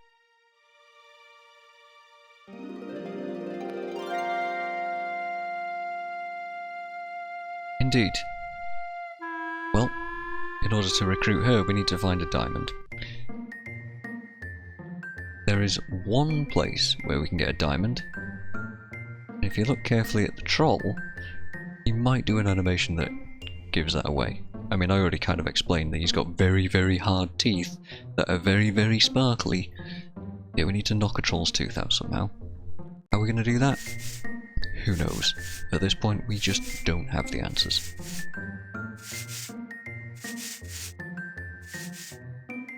So there's one place we haven't quite been to yet, and it's this room. The wardrobe. Alright, we got a whole bunch of stuff here. We got some suits. Not good suits. In fact, not even fashionable on any alternate planes of existence, but still suits. I wouldn't be seen dead in those things. But you are dead. Suits. Technically. Not really very useful, I'm afraid. The only things that a suit of armour would protect me against, I'm better off running away from in the first place. That is the most Rincewind thing he said all game. No, that's far too heavy for me to wear. You see, Rincewind in this game comes across as a very knowledgeable chap, and a very talkative, kind of intelligent guy. And in the books he mostly comes across as just a coward, really. Still an intelligent guy, still, you know, he knows what to run away from and why, but not nearly as bold as brass as he is in here to, frankly, just insult a bunch of people to their face. Aha!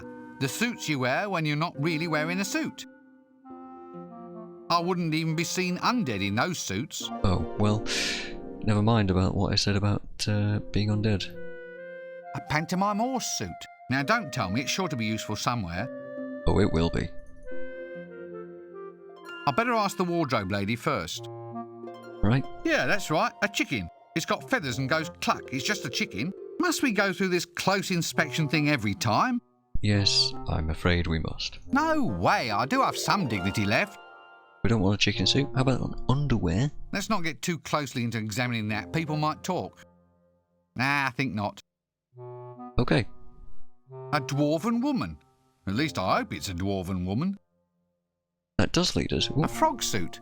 My size to boot. Should we take it? Nah, thanks. All I have to do is wake up the Arch-Chancellor and I won't need the suit. Good point. Let's re-examine the dwarf. A dwarven woman. At least I hope it's a dwarven woman. It does lead us on to a point. Another skip over to the manual. So, the population of the Discworld. Chaotic as it sometimes appears, the Discworld clearly runs on a special set of natural laws, or at least guidelines. There's cause and effect, there's eventuality, things happen after other things. After that, it becomes a little more confusing.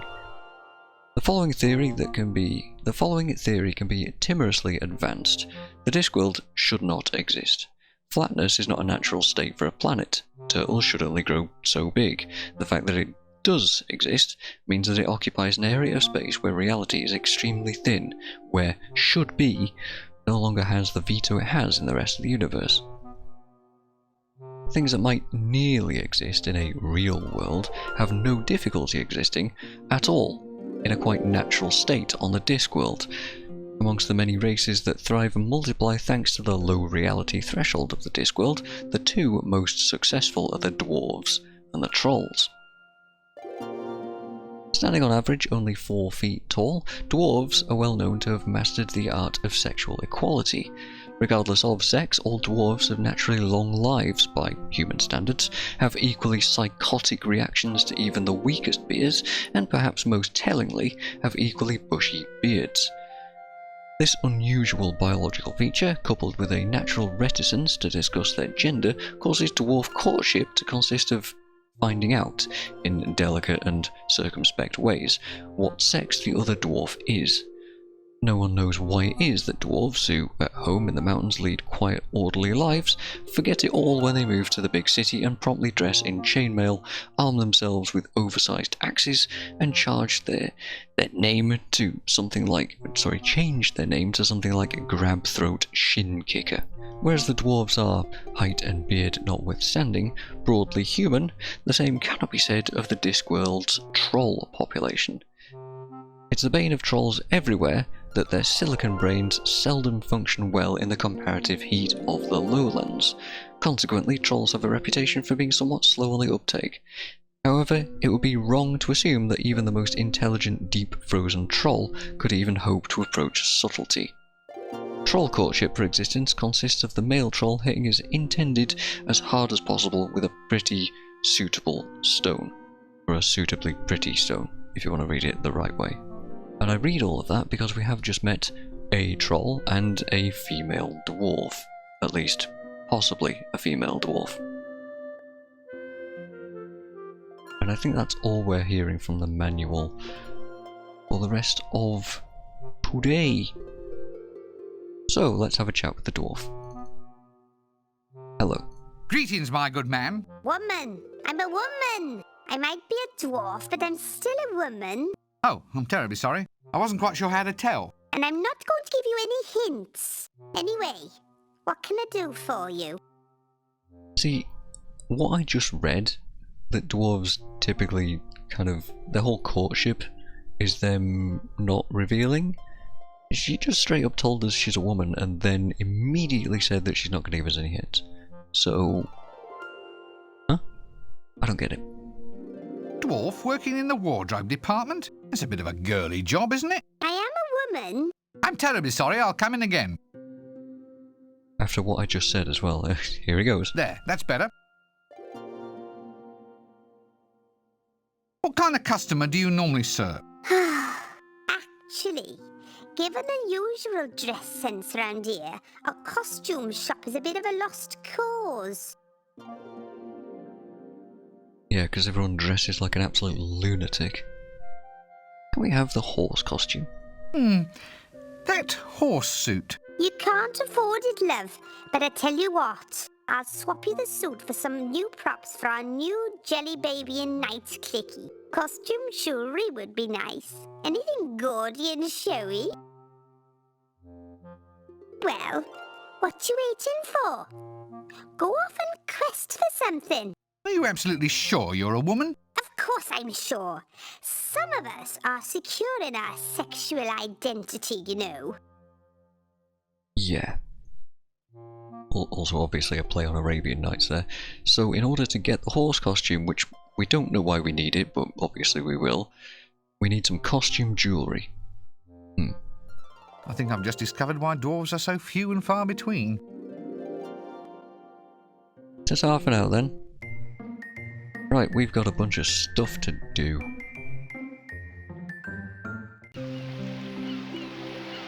First of all, going to save because it's been a while. Second of all, I think it's time we went over to the pyramids. I can't just walk there through the sand. Yes, actually we can't get to the pyramids, the hill, or the oasis. We can only go to Jelly Baby. So let's go there first, huh? So we also need to find a way to get through the sand. Pyramids. Lo, behold the majesty of this tall stone pointy thing. Who knows its mystic secrets? Who cares? Not me, for one.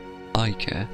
Take the I pyramid. think you might be confusing me with someone who actually wants to exert themselves. Yeah, we've heard that line a number of times, huh? Lo, Okay.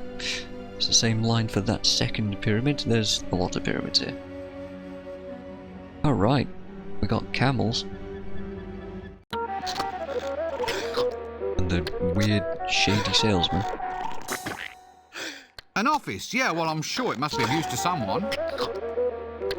I'm afraid I can't pick that up. No, I'm afraid you can't. A very suspect salesman. Camels. The shuddersome thought, of course, is that these creatures actually breed, meaning that something actually finds them attractive. Presumably other camels, right? This is just like being in the shades with Henry Coffin. Well, whatever it is, it seems to be composed mostly of knees. It's a mammal. I'm afraid further definition is currently a point of argument. Can we have a camel? If I must have one of these, then perhaps I should talk to the salesman.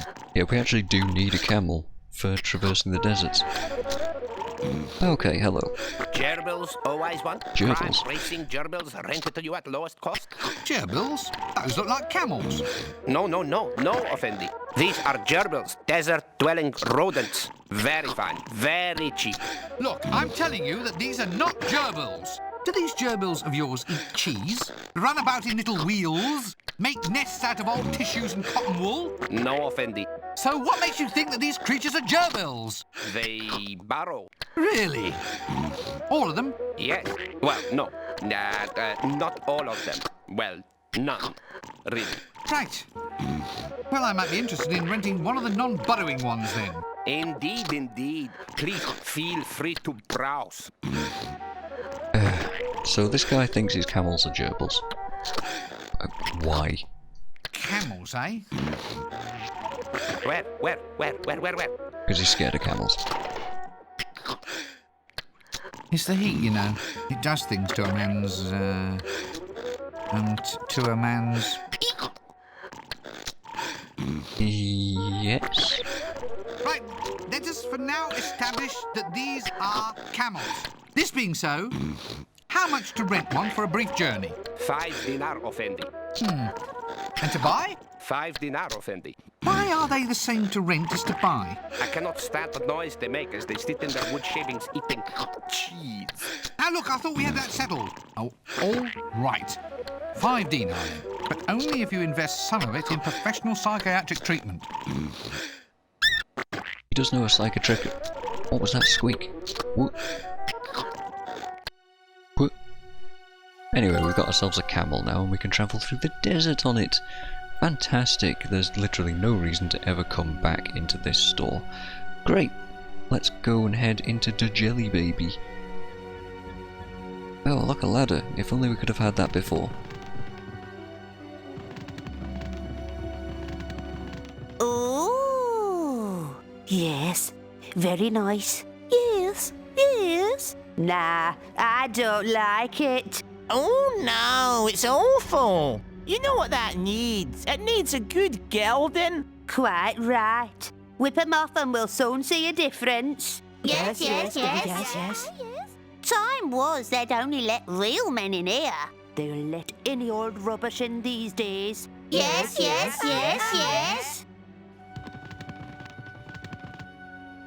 Mystic temptresses of the East. Not quite as I imagined them, actually. So why do they get such good press? I suppose they must have a good publicity machine. Let's not question it too much. Keep this ladder in mind, though. It is a bit of a reminder. That leads into the pyramid architect's shop. Well, let's have a wander in there, then. Oh, the music. Great.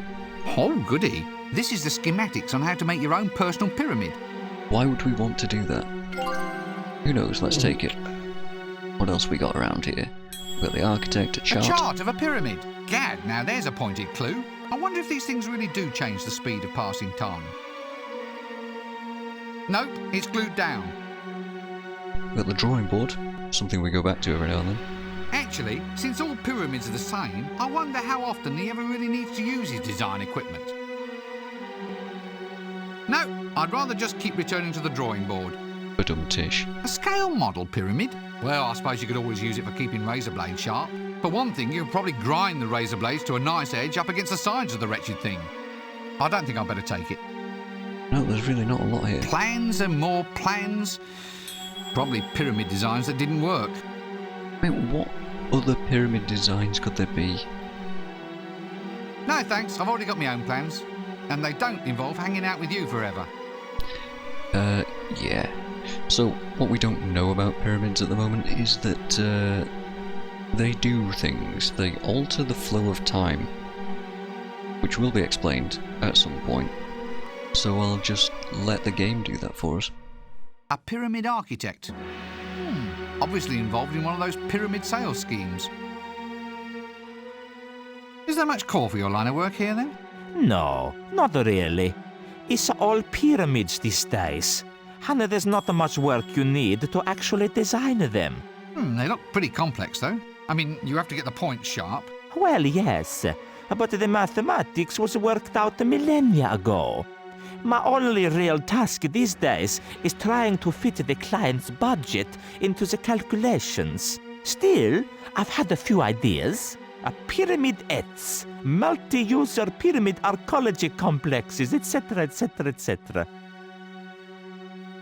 Yeah, what I said a while ago about Jelly Baby is that it is in a constant state of bankruptcy because everybody just builds pyramids for some reason. There is actually a reason for that, and we'll find out at some point, as I said. I don't know, it seems needlessly cruel to make fun of someone whose entire life consists of playing with gigantic blocks. Well, are you saying that Lego isn't cool?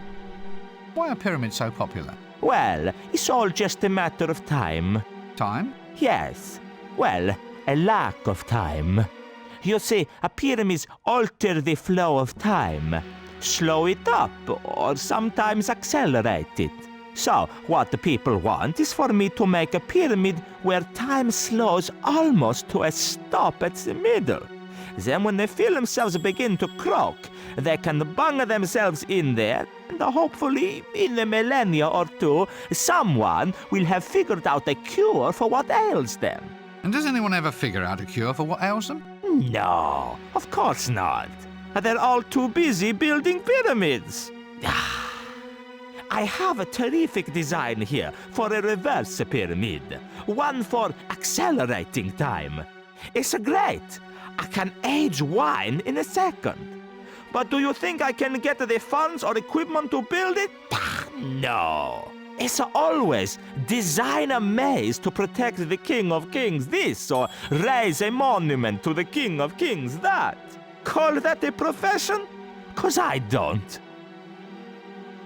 Good to know that actually the poster that we took off the wall is the design for a pyramid that can speed up time. Which, obviously, we're going to need.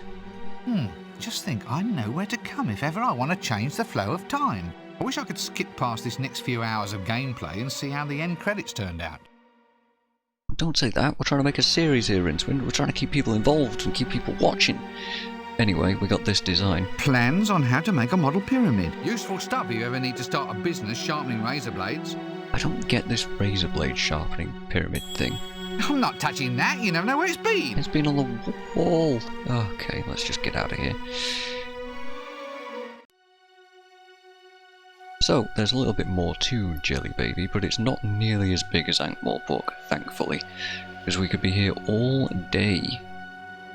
We've got Dibbler, who's trying to sell popping hummus, and all sorts of random bits and pieces that we've seen throughout the game. Dibbler? Oh no. Why is it that the eerie things in life have such powers of replication and endurance? Popping hummus. Genuine popping hummus. Take it home and do it yourself. I let it go at half price, even though I'm cutting my own hand off. Off. Or relics. Relics of Fendi. Brand new relics, only half a dinar. New relics? How can you have new relics? Through the magic of pyramid power of Fendi. Through the effects of time distortion, we now can bring you all the prestige of ancient artifacts without the annoyance of having broken old rubbish cluttering up the house. Yeah, pyramids. As if the Discworld wasn't complicated enough, they can just mess about with time. Oh dear me. Greetings, O pointy-headed one. Are you perhaps interested in owning a very perfect and beautiful bridge? I've heard this one before. 10,000 dinars! And I'm cutting off my own Farouk at twice the price. A bridge? In the middle of the desert? If the need should ever come, Effendi, you will be just that much further ahead of the rush. I don't believe this. Well, believe it. People be out there scamming, and people did believe it. I so love foreign travel. It lets you see that all the foreigners are just like the people you've left at home. A bunch of self-obsessed, ungrateful layabouts. Alright, shall we ask about pyramids? So what's all this about pyramid power then? My esteemed dress-bedecked one. The pyramids are mystic centers of great power. Within them, time is slowed or time is sped. And they also sharpen hamburger and keep razor blades fresh. Ha-ha! 4 functions for the price of 1. Yours for a desert song, Effendi. 1,000 dinar! And hey, I'm cutting my own hand off. No, thank you. I'm trying to give them up. You know, if you combined all the Dibblers, Dejibblers and Dubblars into one person, I don't think he would be a person anymore because he's cut all of his body parts off. Oh well. It seems I now know how to see a man about a pyramid. It should come in handy someday. It'd be terrible needing a pyramid in a hurry and finding all the shops shut. Don't know why you would actually need a pyramid, but... Goodbye for now! Goodbye for now.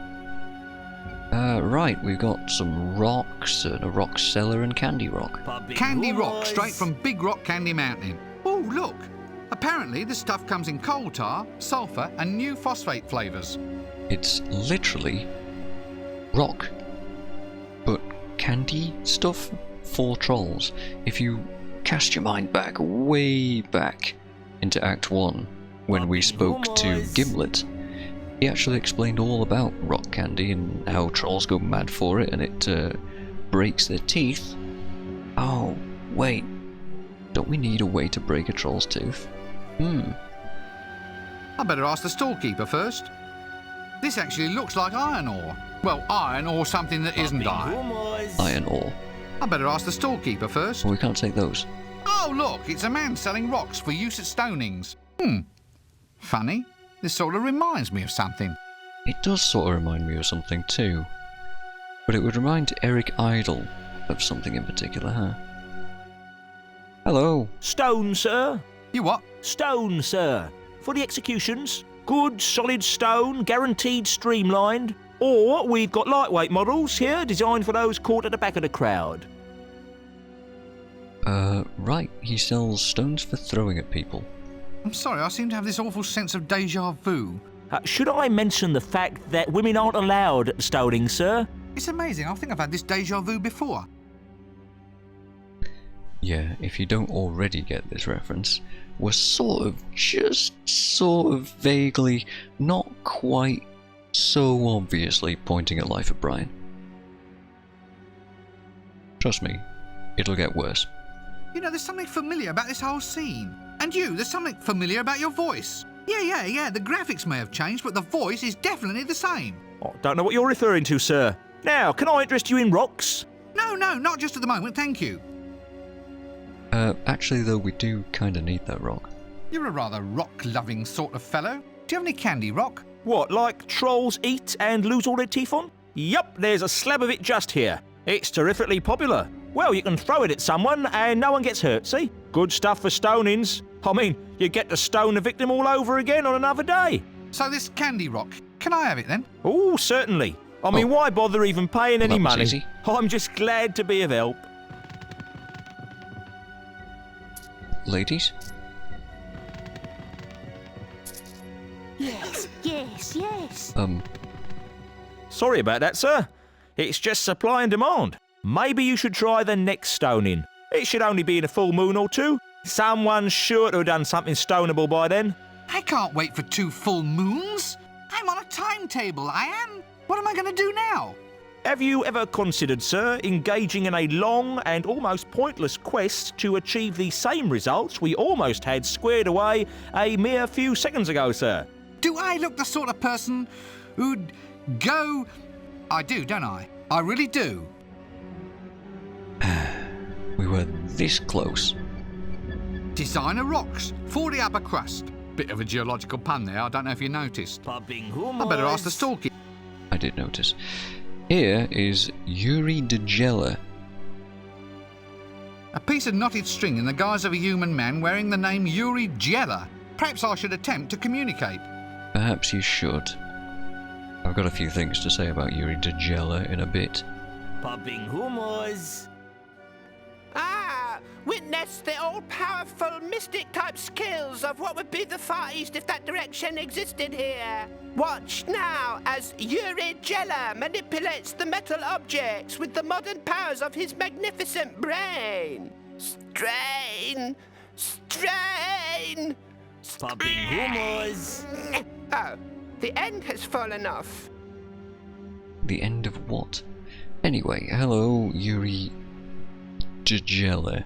Greetings, little fakir of the pharaohs. Greetings, my Fakir. good man. Here, see, now revealed before you, the wonders of the fakir's art. Flashy, blam, splunge. Yes, I don't think I quite follow. Do you dare to Popping doubt my humors. powers? Aha! Now I shall strike the infidel with my magnificent straightening type powers. Straightening type? Straightening type powers, remember that too. Feel anything yet? Popping Well, my back stopped humors. hurting, if that's what you mean. See the awesome might of Yuri Jella. Act 2 is a lot of, hey, remember this, remember that, remember this, because we're going to need to use all this information at some point in the future. Act 1 is a lot of information collecting and then it all comes together fairly quickly too. Here is much the same. A mystic, eh? Mock not the powers that your tiny man cannot understand. Watch now as you face the wrath of Yuri Jella. Strain! I feel like this guy's about to take a dump. I am not convinced. Anyway, yes, this guy straightens things. Alright, so what do you do? Yuri Jella uses the power of the mind to restart hourglasses and to bend and unbend the metal things. Oh, he bends and to things find too. out tomorrow's news today. So does it work? Yuri also has a special skill at putting things on top of other things. How lovely for you. How lovely for you indeed. We can ask him about the jingle. Also, this has appeared, which I'm not entirely sure what prompted this, but it's interesting. For asking about the Fountain of Youth. Why can we ask about the Fountain of Youth? Honestly, I'm not sure. But we can ask about the jingle too. Look, you being a mystic and all, you wouldn't happen to know anything about jingles, would you? Yuri Jella knows all about jingles. You bring Yuri bells and he will make them jingle. You want big jingle or little jingle? You'll be hearing bells soon if you don't pay attention. I mean jingle as in short, catchy song. Some meaningless little tune that goes around and around in your head all day. Ah, now Potato Yuri peelings understands. everywhere. You mean like philosophy, but to music? Yeah, that's the one. Yes, Yuri knows a philosopher. He in desert. Yuri, try and remember. Strain, strain, strain. And over on the right here we now have this cartwheel on the map. Great. Yuri, pleased to be of assistance. How wonderful for us. Ugh. I think the joke there about Yuri Jella being a mystic and knowing about jingles is that on TV at the time there used to be like Mystic Meg and other like random people like this that would come on and they'd be accompanied by some kind of jingle. Maybe that's the joke, maybe I'm reading too far into it. Ah, witness the... Shut up. So much for the mystics of the desert. A mad spoon straightener, a flock of hooting biddies, and some tall stone pointy things that you can't even wear. Because he likes pointy hats. Yeah, Rincewind is not very convinced by Jelly Baby. Shall we ask about the Fountain of Youth? It's a bit soon, but let's ask about it anyway. Alright, what about these other mystic powers then? We have their fabulous pyramid powers of time and space. We have the mystic men sitting in deserts, and we have cut-rate camels, although they're not quite so mystic, but they can't half-spit. Oh, really? Is that all? You want more? Then we have the Fountain of Youth. Yes, indeed, you can get a second childhood without all the dribbling and unfortunate bad type smells. Now that sounds more like it. Where might I find that? Oh, I've forgotten. When they call your people fakers, they're not joking, are they? How dare you cast aspersions on my mighty powers of, what's it called? It was on the tip of my tongue. Mine's gone blank.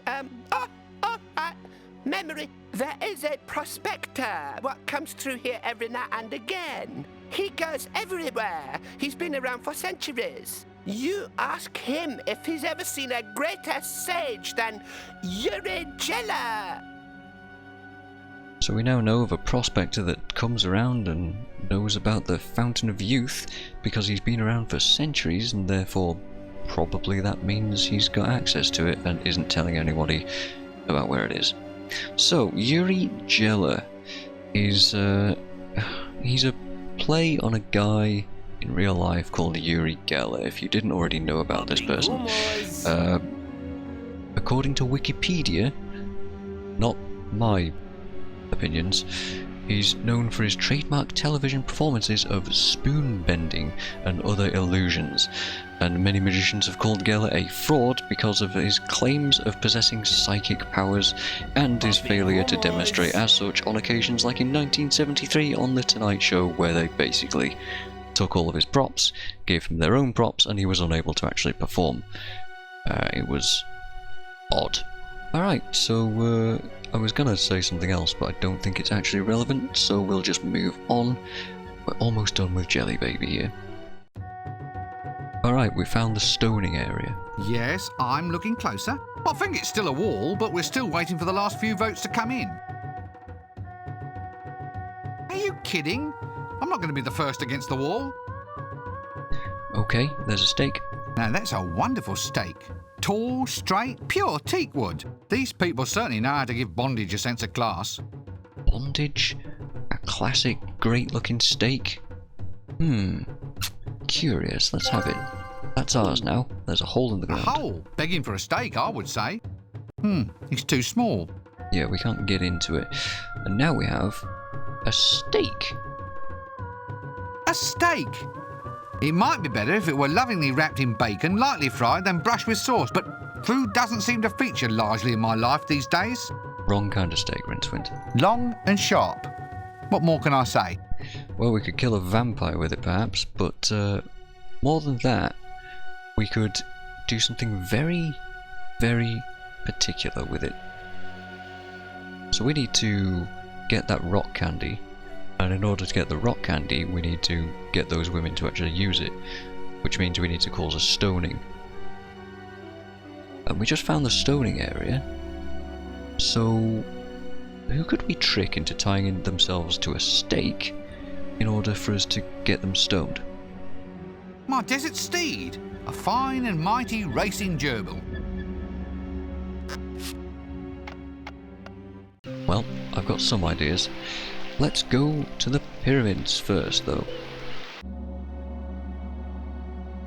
Pyramids, dams in the stream of time, correctly shaped and oriented, with proper paracosmic measurements correctly plumbed in, the temporal potential of the great mass of stone can be diverted to accelerate or reverse time over a very small area, in the same way that a hydraulic ram can be induced to pump water against the flow. The whole point of a correctly built pyramid is to achieve absolute null time in the central chamber, so that a dying king, tucked up there, will indeed live forever, or at least never die. The time that should have passed in the chamber is stored in the bulk of the pyramid and allowed to flare off once every 24 hours. See how many pyramids there are in the background, there's just tons of them. This place is littered with pyramids, and just pyramids, and that's why Jelly Baby is just completely bankrupt. Another tall stone slabby thing. They really went for that ethnic look, didn't they? It's a pillar, not a pillow. Oh right, sorry, my mistake. Alright, what else is there? There's hieroglyphics. Mysterious hieroglyphics. They say that if you stare at these things long enough, they begin to sprout talk balloons. Actually, kind of maybe true. Yeah, weird. Didn't catch it, the guy's pants are falling down. Oh, a pot of glue. I do so love sticky stuff. Great, let's have a pot of glue. There's some bandages, a mummy, a sarcophagus. Oh, look, someone's been gift wrapping dead people. I don't think that's quite how that works, Rincewind. It's already occupied. Obviously, we don't want to get in. Well, there's all sorts of obvious things which could be said at this point. Let us maintain our dignity and simply say that this is the preserved and embalmed body of a dead person, and treat the situation with decorum and respect for the deceased. You're waiting for me to say some sort of crash punchline, aren't you? Well, you're not getting it from Mrs. Rincewind's little boy. If in fact she was Mrs. Rincewind, I mean. I can't talk to him and I'm not picking him up. So you better think of something else, I guess. Good point. Hello? There's writing all over this stuff. Gold shares up 30 points. Consolidated slave labour up 17. I could have made a killing if only I'd been there. Yeah, he's been wrapped in newspaper, apparently. Oh, I'd only get tangled up if I tried to unfurl that. Alright, but we can actually do something with this if we take our skizzles, take them to the bandages. We can grab ourselves a bandage. That's it. That's everything that we can get from this pyramid, and there's no other reason to ever return. Embalming glue. Guaranteed for 1,000 years. If it doesn't, you can go back and complain. If I played with it, I'd only stick my hands together. Alright, let's not do that. Cloth bandages. My mummy gave them to me, honest. Oh, we weren't going to make the joke. I'd wrap myself up if only there were enough to go round. Luckily there isn't. Yeah, that's literally everything we need here. Out we go. So, I thought I saw something on this hill just there. Sorry, on this hill. Let's go to this hill now. Well, this looks awfully Life of Brian-y, doesn't it? A skeleton on a stick.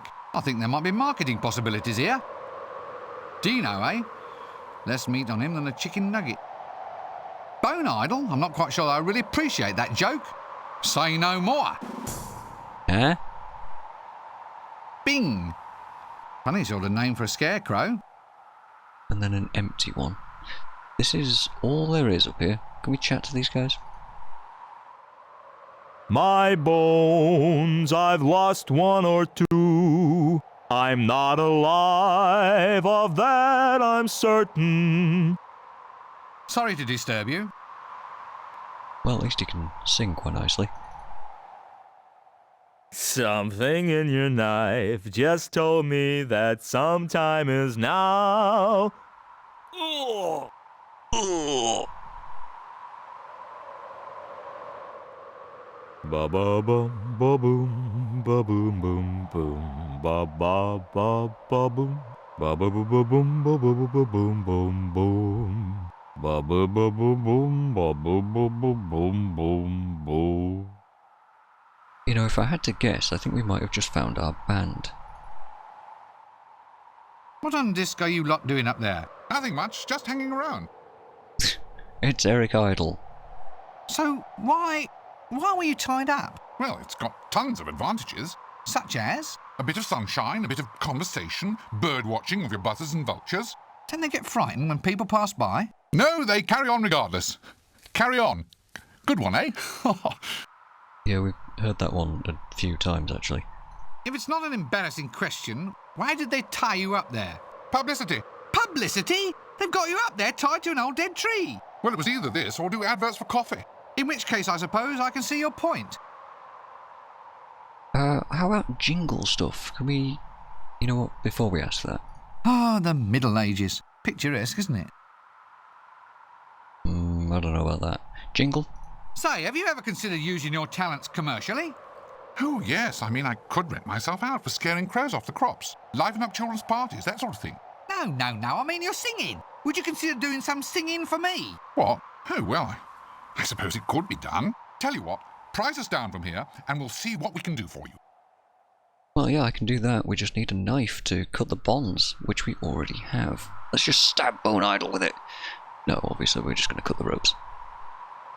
They're not quite crucified, but, you know, at least we can get these guys down and they're not just stuck up there singing for the rest of their undead lives, undeaths? Question mark. Alright, we got ourselves a band. For telling Dibbler, you found the band. I'm not touching that, you never know where it's been. I know precisely where it's been. On a hill, doing nothing for however many years. And that's it, that's the entirety of this location solved. But we've got the band. That's one major item done. Alright, let's go to the oasis.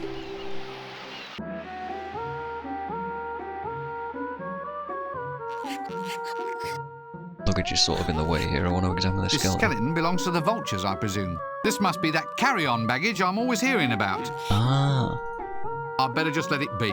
yes, probably. Oh, it's either water or a mirage. Well, here's to a nice refreshing glass of good hot sand. No time for swimming, or for making sandcastles, for that matter. There's really nothing about here. There's some rocks, some vultures, a rotten arm, and something on that rotten arm. Yes, they are indeed rocks. How they got here in the middle of the desert, I just don't know. They're too heavy. Nice vulture. Let's not get too friendly, just in case it follows us home. Yeah. Vulturis vulgaris. 90% beak to 10% brain. I kind of like these guys. They've got personality. Oh, I'd rather not if you don't mind.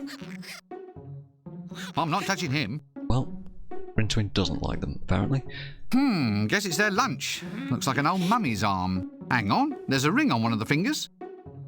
Yeah, didn't we need a bit of costume jewellery? I think we did. So let's just take that. Ooh, Rincewind is rather a coward. Looks like I just can't take it from them. They're too clever for that. Luckily for us, we're clever too, because we got some bandages and a wooden arm. That's nice. One bandaged wooden arm. A bandaged wooden arm. I'm not sure it will ever heal.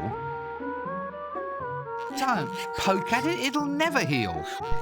Alright, since the old switcheroo seems to work almost all the time, let's just swap that around.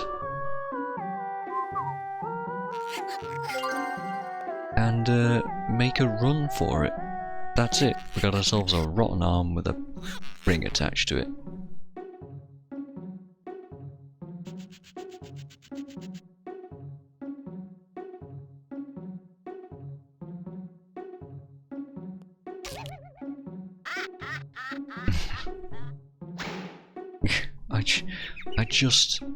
I love them. I love these guys. They're great. However, they will be now hounding us forever. You see, even on the world map, they're just going to be following us around the whole time. Okay, what else is there to do? There's the cartwheel, which we do need to go to. There's not really much you can say about a cartwheel in the desert. This is our strange philosopher that Yuri de Gela told us about. Oh, Angus! Angus! Angus, where are... Oh, there you are. Oh, you look better every day, Angus. What with the sun and the sand, an exclusive diet of mushrooms. I'd go quite mad if it wasn't for you, Angus. No! No! You can't play a king on a 7. You cheating little... Get off! How many cards do you have there anyway? Ah, a holy madman on a wheel. He must be sage of the desert. He'd be in real trouble if I had some onions. St. Ungulant. I don't think I get that reference either. A few things to note of this screen. First of all, the shadows of the vultures that have followed us here. I don't think you see those shadows if you haven't got the arm. Speaking of, got ourselves a rotten arm. A rotten arm? Ooh, and with a ring on one finger. Well, at least he went in style. We double click this, finally something will happen. We get ourselves a ring. A ring? Aha. And still drifting with the mystic eastern scent of plague victims. Smooth and round. Nothing unusual there. A rotten arm. Maybe we can start up some sort of trust fund or a charity, you know. Donate excess body parts to them what need them. Arms for the poor? It might just work, you know. Oh, the joke. You know, you'd think we don't need the rotten arm anymore, but we actually will. Nope. Nothing else of value left. Just rotten meat and bandages. But that's still going to stay inside of luggage for the whole time. Okay, so we're here for a jingle to be written. We got the cartwheel. One cartwheel. Broken. What it's doing out here, I just don't know. Makes a comfy seat, though. I have no idea how this exists or why. It's already occupied. It's already occupied by this guy. A desert prophet. Oh, lovely. He's met as a kite, smells like a pot of earwig stew, and just guess who gets to talk to him. And for some reason, he was talking to a guy called Angus. Now, you might think that's Rincewind, but no, Angus actually kind of exists. If I hover my mouse around. Angus? Oh, yes, of course. Angus, the figment of the imagination. Yeah, I'm not quite sure I have the mental equipment to handle this sort of thing right now. Maybe I can elaborate somewhat. With the weird thinness of reality in the disc, and with the power of belief, Angus actually kind of does exist. Not strongly. If enough people believe in something, or if enough intelligent people believe in something, with just enough belief, stuff can come to exist. Now this guy is probably very intelligent, also mad, but he's intelligent enough to bring Angus into existence just barely enough that we can examine him. At least, I think that's how it works. I'm not entirely sure. But then again, we never are. Next you'll be having me talk to invisible white rabbits. Anyway, let's talk to this guy. Hello there up the pole. Angus! Angus! There's someone at the pole! What? Well, put it down right now. You can give yourself a disease like that. Ah! Oh, there's a pyramid walking about on legs. Look, I don't want to be any bother. I'm just wondering why you're at the pole. Not to mention round the bend. Hermiting! It's all the rage in these parts, you know. You can't be wise unless you're hermiting. Angus, we have guests. Put out another sucking pig mirage for dinner. No, that won't be necessary. I'll be fleeing in terror in about 3 minutes' time. Yeah, this guy... I mean, who knows? He's a madman. He could be dangerous.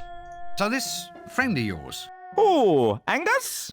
Angus, it's for you! If you want Angus, you should have rung the second bell. It's clearly marked on the door. No, look, I'm not here to talk to... Oh, don't keep Angus waiting. He's a busy man. Busy man. If it wasn't for him, I think I'd go insane. Well, I'll tell you what. You just let him get on, and I'll come back later at a better time. Yeah, right. Angus! Angus! It's happening again! How many times have I told you not to play that sinful music to all those clams? They say it comes from chewing on too many lead toys when you're a child. It's just... There's no sense to be had from this at all, but we need to ask him about jingles. So you're good then, are you? I mean, you know, wise. Wise? Wise? If I was any wiser, I'd be a leopard skin bikini. That wise, eh? Aha! I'm so wise that I will now provide you with your heart's desire. A jingle written for your sinful modern type clicky film. Oh, easy. It's like he already knew what we wanted. Because he actually did. He's just that wise. You know, when talking about wise. Yes. Oh, Yes. No, Angus, Except it's now in his pants again. No, not now, thank you, I'm busy. Baste it for 12 minutes, 12! Fool, and fool again! How can you never remember? Aha, there! Here's a jingle written expressly for your clicky project to promote death. Oh, promote the death. What? You've written it for me now? Just like that? No quests or anything? Wonderful! Thank you very much! Oh, nice, easy. You're most welcome! So can I have it? No! Ah. Right. I might have known. There's going to be a quest after all, isn't there? Not for me, but for Angus. He says he's sick and tired of being woken up all hours of the night by people coming here and asking us the riddle that has baffled philosophers since the dawn of time. Why? Why? Why what? Why anything? Why everything? Why are we here? Why are you here? Why am I here? Now that's a hard one. Right then. It's not like you're asking me to do anything difficult. Why? That's the question, okay? No problem. Right. Well, I'll just go off and find this answer for your invisible friend Angus, shall I? Is that fine by everybody? Right? Good. Well, here I go. Good old Rincewind has nothing better to do than trudge all over the disc, fetching one bloody thing after another. Right. Now, where were we? Oh, yes. Dealer takes 2. Right, so now we need to find the answer to the question why. Easy, right? No, as it turns out. Whoop, I almost went the wrong way. We need to go to Holywood first. Because I now have the costume jewellery to give to the dwarf. Right, fantastic. There we are. One jelly baby and ring, just for you.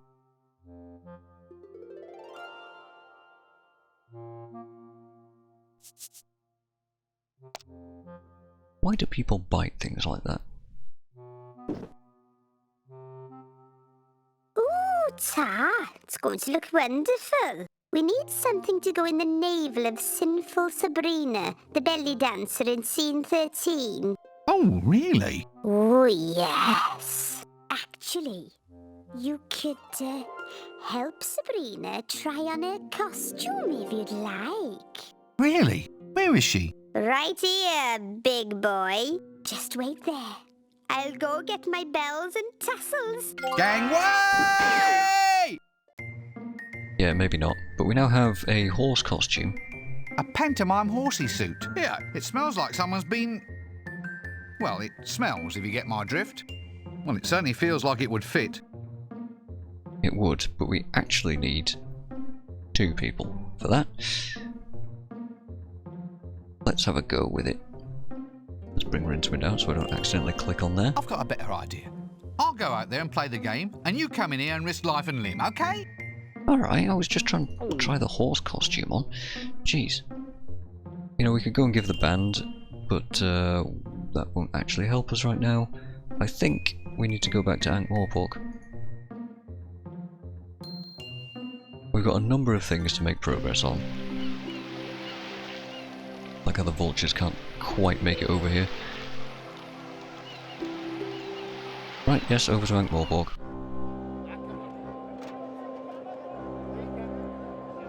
So we need the answer to the question why. We need to find a witch. Let's solve that first. Also, just a random tangent. This door was all about the undead. We're undead now, technically, so let's have a look at that, using this and proving it to these people. We need to meet them anyway, so I'll just do this. Oh, so you are dead then? I should have guessed from the fashions. All right, in you come, brother... Rincewind. Brother Rincewind. Rincewind. In you pop, the meeting's just starting. Now you guys who have read the books might recognise these guys. Brothers! And sisters. Oh, sorry. And sisters, allow me to introduce our newest member. Rincewind. Rincewipe. Rincewind. Wind. That's just a touch of gas, brother. Happens to the best of us. Poltergeist? What? Is he a poltergeist? What? Him being a wind and all? Yeah, probably. Any road. Brethren and bretherwomen, let us now all join in singing our Fresh Start Club anthem, a 1 and a 2. Ankh-Morpork, Ankh-Morpork, a name that serves the blood. Its streets, its towers, palaces, its strangely sticky mud. Let not some wicked foreigner thy noble Monty smirch, and we will fight with tooth and nails while we can stand and lurch. My friends, we don't have to take death lying down. I see a land where the dead will take their place alongside the living, albeit most of them propped up or sewn back together, but still beside the living. A place where ghosts can throw off their chains and help contribute to a better, more just society, where a man can throw up his head in pride, then tuck it back under his arm, raise his right hand if he can remember where he put it, and say, yes, I'm as dead as hell, and I'm not going to take it anymore. Right. Yes, this is... To be honest, we don't need to talk to pretty much any of these guys. But there is something in the closet that we need to encounter. Yes, this is Reg Shoe. Apparently he's involved in the Guards series, the City Watch stuff. I don't really know. And I don't know. Reg Shoe, a zombie with a mission. I'd shake hands with him, but I might end up with more fingers than I started with. We got Windle. Good old Windle. Still not quite getting the hang of being dead, but I admire a man who can just keep trying. A good cameo from the Bogeyman. Remember him from the inn in Discworld 1. The world's shyest bogeyman. Oh well, if you're going to have an embodiment of childhood neuroses, at least it can be one that you don't mind inviting over for tea and biscuits from time to time. Nothing else we can examine in here apart from the A male exolite. banshee? Oh, well, it takes all kinds, I suppose. I wish it didn't, but there you are. Never heard of a male banshee. What do a bunch of undead activists keep hidden in a closet? Then again, maybe it's best never to know. And then we've got the Count and Countess. The Countess not far out too, I presume. I'm glad she's a bride of darkness. I'd hate to see if the lights were on. Yeah. Count not far out too. A vampire with social pretensions. It's amazing how vampires always have to be wearing evening dress, isn't it? I mean, it's not as if many people are likely to invite them to parties. So interestingly, these two come as a pair. If I talk to either of them, then it'll, the same conversation options happen between them. But yeah, I don't really need to talk to anybody here, apart from something in the closet, but we're going to do that anyway. Hello, so we're undead, are we?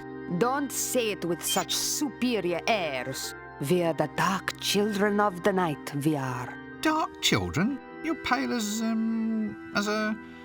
Well, you're quite pale anyway. Well, he is. Yours is sort of more talcum powder. It's makeup. I'm a vampire and she's my bride of darkness. Well, actually, she used to be the bride of a greengrocer. That was us, fruit and vegetable import-export. And then one night, boom, I'm a vampire. Nothing so much as a by your leave. A quick nip in the neck and you're a vampire, pal. So if you're a vampire and she's not, then why is she dressed up like that? A wife should always share her husband's hobbies. Besides, you get to wear interesting costumes. Let me get this straight. You're both urban vampires, are you? Dreadlords of the night's abyss, all that sort of thing. That's right. And you also, as I recall, run a successful grocery business down in Treacle Street. Used to. God, it was a smashing business, that was. We didn't truck with the usual fruit and veg. We had the direct distributorship of clutchy and giant peaches. The only place you could get them in the whole city. Giant peaches? Yeah, 6 foot high and weighing 500 pounds. God, they were beautiful. Who in the name of Offless Teeth would eat a 500-pound peach? Well, no one. You hunt them for the fur. Anyway, once my husband was elevated to a nobler plane of existence, I decided the time had come for us to move on. I mean, when someone is confronted by the Lord of the Night, the last thing he wants to do is wake up with 2 holes in his neck and smelling of peaches.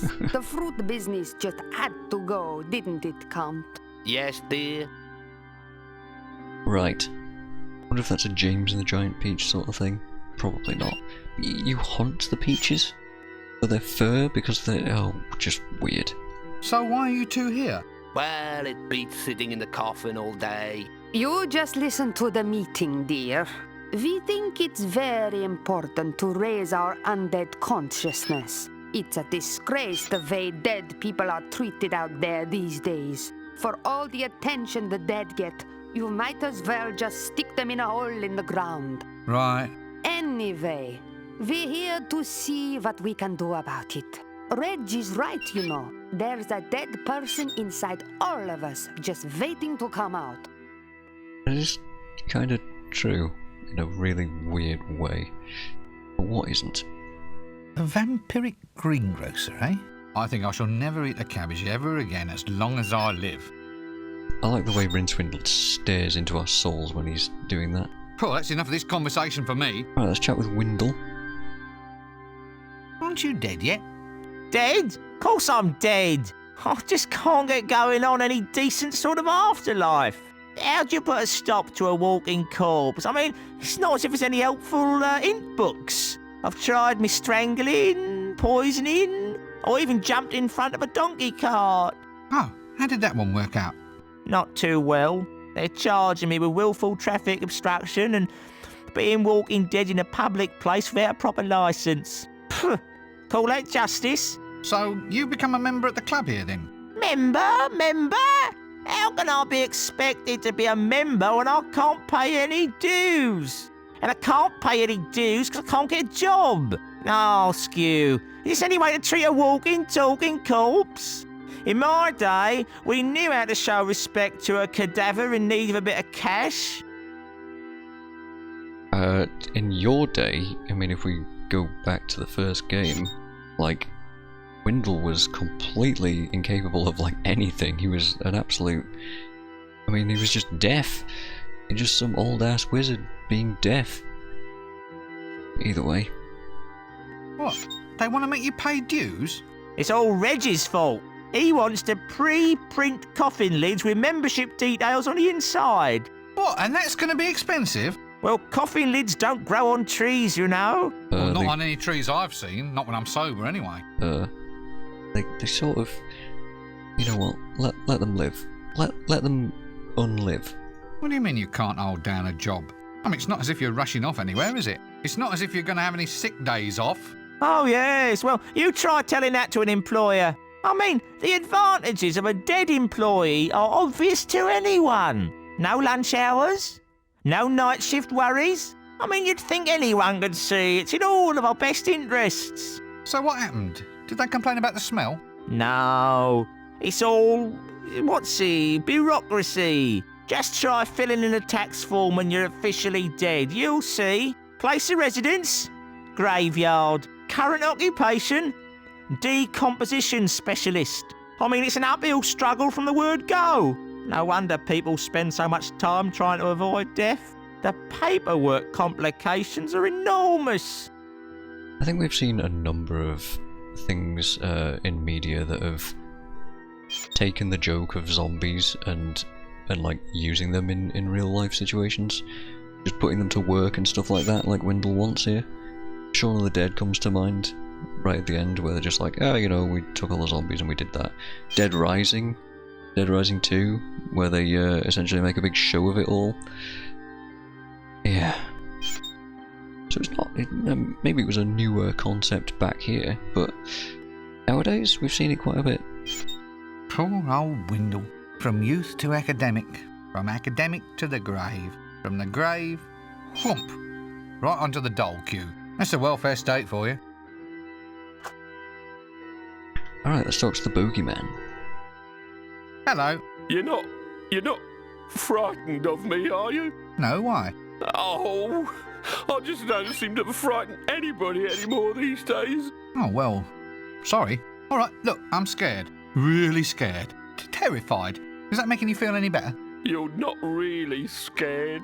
I am? Well, why aren't you running around then? Because I'm scared stiff. Yeah, that's it. I've been scared into that strange lucid state of unreality and just don't seem to be able to move my legs. Rooted to the spot in terror. Me. Really? Gosh, yes. If I was any more scared, my ears would drop off. Trust me on this. His ears? I don't think I get that one either, if that's some kind of reference too. Man, I'm really falling apart on the references in Act 2, huh? I thought we cured you last time. What happened to your old door? Someone kept putting letters under the doorstop. I finally had to give the thing away or drown beneath a flood of second-class mail. I think the worst thing was the smell of all those perfume sample sachets. They've all got this stuff called ambergris in them. Apparently, after a few weeks, it all starts going off, and you're up to your eyeballs and decaying. Where does ambergris come from, in any case? I think a whale is sick somewhere, and it gets turned into perfume. Strange but true. And who was the first man to look at a pile of whale vomit and think, oh, that'll make a splendid perfume? Makes you wonder, doesn't it? Well, there you go, I learned. I mean, my idea of them coming from fish in such a general term is only from Guild Wars 2's fishing, and that's not exactly scientific in any way, is it? But yeah, in the first game, we did actually fix a whole thing with the bogeyman. He was in the inn, hiding behind the doors there, and we needed to relocate him. Do you come to a lot of these meetings then? Not really. I'm not actually dead, you see. Just undead. But the membership card gives you lots of lovely discounts at the local stores. Cheap headstones, cut-rate coffins, that kind of thing. Yeah, but if you're not actually going to die, I mean drop dead and actually require interment, then why do you need them? Well, they make great gifts. What, happy birthday, now here's a headstone in the sincere hope you find a use for it soon, that sort of thing. Got many friends, have you? You don't need to answer that if you don't want to. The world's shyest bogeyman. You know, I'd have been really intrigued and astonished if this had been a better kind of day. Except it hasn't been, because we've been running really annoying errands for the whole time. Reg. Excuse me. Shush! Nope, he doesn't want to talk to us at all. How about this Ixolite? Excuse me. Shh! Also, not a conversationalist. So, we finally get to see what's in the closet. It's a black sheep. We found the black sheep. Good beer, by the way. A black sheep? But he's a skeleton. Ah, I get it. He's died in the wall. This is a pun or play on words. Go on, let the groan out. It's therapeutic. Go on. I'm not going to do it for you. Oh, hello. What are you doing in there? Apart from being a quest item, I strongly suspect. Yes, we will have to listen to a sheep go ba ba ba in various different ways. Well, I can see your point there. Actually, I'd get that scene to if I were you. So, hiding out in the closet, eh? What's the matter? Are you taking it on the lamb? Taking it on the lamb? You get it? He just shuts the door on us and exits the conversation. Why exactly are you hiding here in this closet? Or she, really?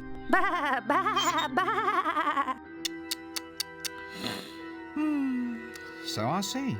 Well, I just don't see that there's much call for undead sheep in the career world. I mean, I know you'd like to expand your boundaries, but I'm just not sure how I can help you achieve fame. Tell you what, though, I'll keep my ear to the ground. Fame, huh? Oh, no, you're quite welcome. Fame. Skeleton in the closet. A black sheep. Nope, I don't think I'll press any further on this one. Oh, that's enough of this conversation for me. Alright, so that's everything at this weird society, and I've almost forgotten why I came here in the first place. I do, however, have to give this another save, because it's been quite a while. I think the dead collector's gone. Certainly has. Alright, we want to go and talk to Granny Weatherwax. Remember potentially Quoth the Raven from, like, 2 hours ago? Might not be Quoth, might just be a generic raven. Don't really know.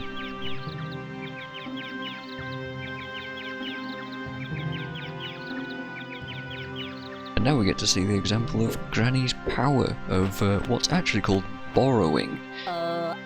Where she gets to... Casanunda is going to just go over me here. She layers her consciousness over an animal's or a creature, any kind of creatures, I think, and basically takes control of it. But now she's very much awake. Rincewind, what are you doing right now? What are you doing? Casanunda, a 20-foot libido in a body measuring 4'1". I wonder why he's so popular. I suppose it's not what you've got, it's how you use it. Well, he's got ladders. Granny Weatherwax. A tough lady, this one. Hello, Granny. What? I said, excuse me! Damn, I just want to... Shut up, please! Tell him to shut up! Otherwise he's gonna be swimming around in a jam jar! I'm trying! What? Never mind! Right, we need to get rid of Casanunda. Why don't you leave this poor silver-bearded old woman alone? Never! I am Casanunda, the second greatest lover who ever lived. And this woman's beauty, oh, she sing to me. Well, at least until my next challenge. I'm now ready for more women. Hey, I take them all on at once. Oh dear. Right, well I'll just leave you to your hopeless task, shall I? Still, it seems a shame to see you wasting yourself on... Wasting? Well, a man like you shouldn't be content with second best, should he? For instance, I met a few women just recently. Dark, mysterious, energetic... Where? Where? Would you believe Jelly Baby? Clearly I'm dealing with inferior intellects, which are hard to find, believe me. There we go. If we'd have come down here before visiting Jelly Baby, then we would have just had this scene and we wouldn't have been able to pass on the knowledge that those people exist.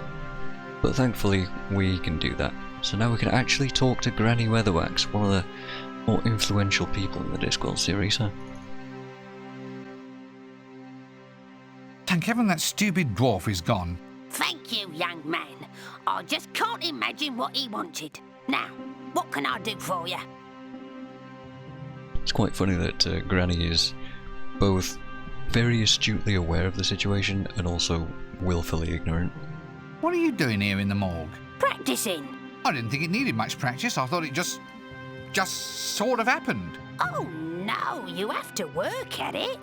Good grief, it certainly doesn't just happen. It needs work, man. And you have to practice if you're going to do it right. There's your technique, your projection, and then, of course, there's control and endurance. Very important endurance. Endurance? But it lasts forever. That's the point of the whole thing. What? Mind projection? I only ever have the energy to do it for 2 or 3 hours, and I'm pretty damn good, let me tell you. Mind projection? Yeah. Into ravens and rabbits and such like. Very important witch talent, mind projection. Why? What did you think I was talking about? Nothing. Never mind. Being Just dead. forget I mentioned it. She's in a morgue. My word, I wouldn't like to get on the wrong side of that lady. Maybe there isn't even a right side. Alright, but we can ask her about elves. Tell me, elves, are they in your area of expertise at all? Oh, yes. You've come to the right woman. Elves? I wouldn't trust those magic-wielding backstabbers any further than I could throw a very large heavy thing. And the elf queen is the worst. Glamour, you see. She can hold a man captive without uttering a word. Ah, I see. The evil spell of her eyes, eh? Can't say anyone's ever looked high enough to notice her eyes. You can find the entrance to their world in a stone circle near l'Ancre. But don't walk in. They spot anything that ain't unnatural. Anything that ain't an elf, a unicorn, or an ogre without at least 3 heads and a major dental problem. And they'll have you sucking on your toes and singing tra-la-la-lolly quicker than spit in your eye. They'll do that too. A whole bunch of name drops there. We also know that we can't go in the place properly unless we're some weird ogre thing that I've gotten the thing of, a unicorn, or I forgot the third thing, if there was a third thing. Also, the place is near Lancre, or Lanka? I don't know how to pronounce it. She said Lancre, but I don't know if that's correct because I've heard it differently in Weird Sisters. Which is sort of where she's from. Or, well, she kind of looks over the kingdom of Lancre. Actually, oh god, it's these guys again. I'm just going to leave this place. Granny is particularly famous for performing an incredibly powerful spell which took Lancre 18 years into the future. Pretty cool stuff, huh? So I'm just coming to the plaza. Ah, look, the Trolls Prefer Blondes poster has been replaced. Death becomes himself. I was going to point out that the Trolls Prefer Blondes poster, plus the 50-foot dwarf poster, should be remembered all the way into Act 4. And until then, I will say no more. Forthcoming production, Death Becomes Himself. I guess it'll be in pre-production for as long as it takes you to finish all these quests. Yes, I'm afraid so. Wait until the end of the game. It'll be a collector's item then. So we need to go to the Unseen U and into the garden, because I now need all of these hoops. Which we can do in a very fancy way, I think. I didn't actually notice the one that's up in the branch of the tree.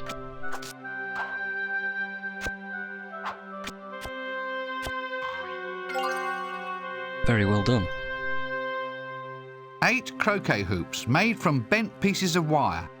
No, I'm afraid they're far too hard for me to bend back into shape.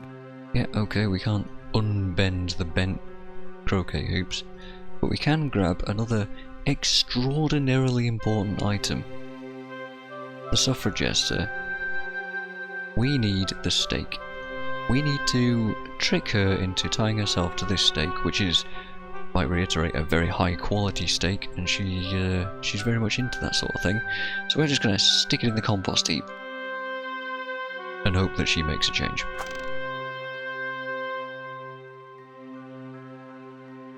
even luggage isn't on the plan, hiding away.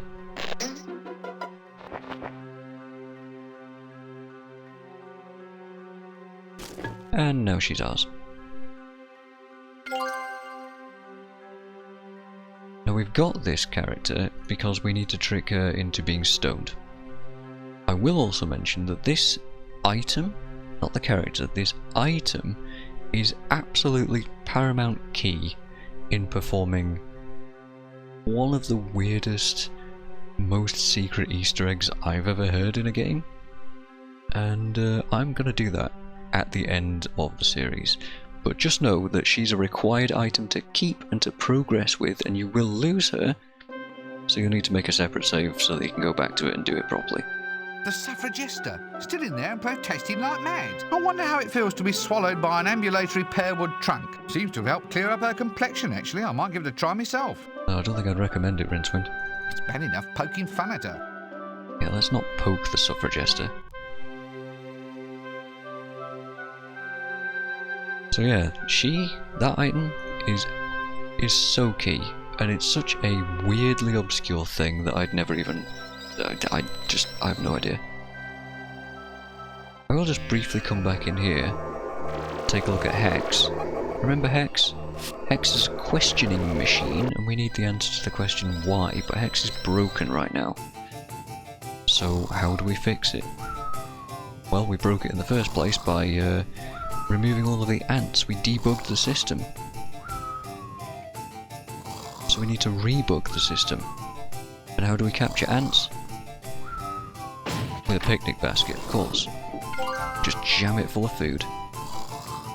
A hamper filled with scrummy food. I've got no right to eat the props. Indeed. Let's have a chat to the librarian. Ah, my old friend the arboreal ape.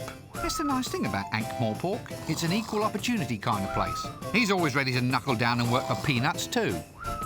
Actually, we won't talk to him just yet. We're actually going to head straight out and solve some problems. First of all, we need to go to Jelly Baby, because we need our weird bent hoops to be straightened out. Also notice the vultures are still hanging out and following us. It's actually a plot device, it's not just there for the sake of it. So yeah, we need to straighten our hoops because we need something later on, and I just want to carefully do this. I have made a slight mistake. Coming here a bit too soon, but whatever. Popping hummus. Hello Yuri, can you straighten these for us? Can you maybe do me a little favour? I have some things here that need straightening out. No problems, my good man. Okay, Faker, do your thing. Straighten these with the power of your mind. Popping hummus. Or your hands, you can do that too. Oh, my nose has started to bleed. Now look what you have made me do, all down the front of Dad's good shirt. Alright, well now we've got some... 8 pieces of straightened wire. Nope, I can't do anything with these. Not yet, anyway. Well, technically yes we can, but not yet. And yeah, I came here a little too soon. I was going to go to the stoning area and do that, but I actually do think I need a save where the jester is in my inventory.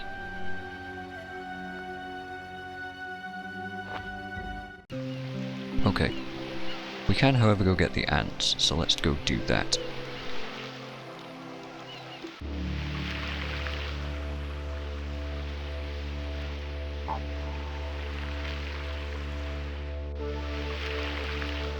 Actually though, before we do that, we did at some point. Ah, the sea is restless. I'm like that myself when I've got sand in my bed.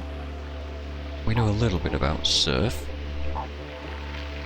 If I talk to Digibler again, oh, sorry, Dibjula, jeez. Ah, Bondi. Sun, surf, sun, sand, surf, heat, flies. and a strange, indescribable smell just hovering somewhere at the back of my nose. Just the place where the dead can enjoy life. Odd. There's something strangely hypnotic about those waves. Must be fun dipping in and out of the surf, dodging the broken bottles and old fishhooks, swerving between the sharks. Sounds like jolly good fun. I wonder how one would go about it. Well, I'll tell you how we could go about it. We can take our ironing board. An ironing board might have a dozen fascinating uses, and as soon as I figure one out, I'll get right back to you. I figured one out. We can use it as a surfboard. It's just quite difficult clicking on the surf. Not a bad idea, but the legs seem to get in the way. Oh, that's where that dialogue's from. Interesting. When we do the Easter egg, you'll hear that dialogue again. And now I know why it exists in the first place. So let's saw him off. Why do I suddenly feel like I'm in a sports sim? Surfboard. Surf's up! Cowabunga, dudes! I've no idea what that means, but it sounds right. Yo! One of my favourite lines in the whole game. Feels long and smooth. Just needs water now. Alright, easy peasy, let's go surfing.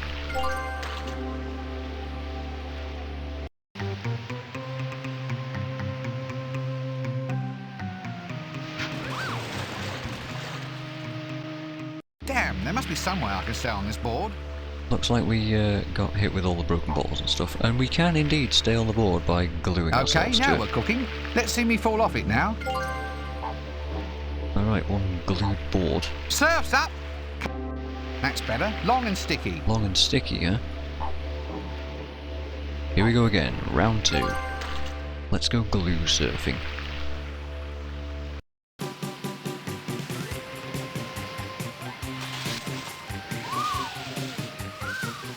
Man, he's a pro.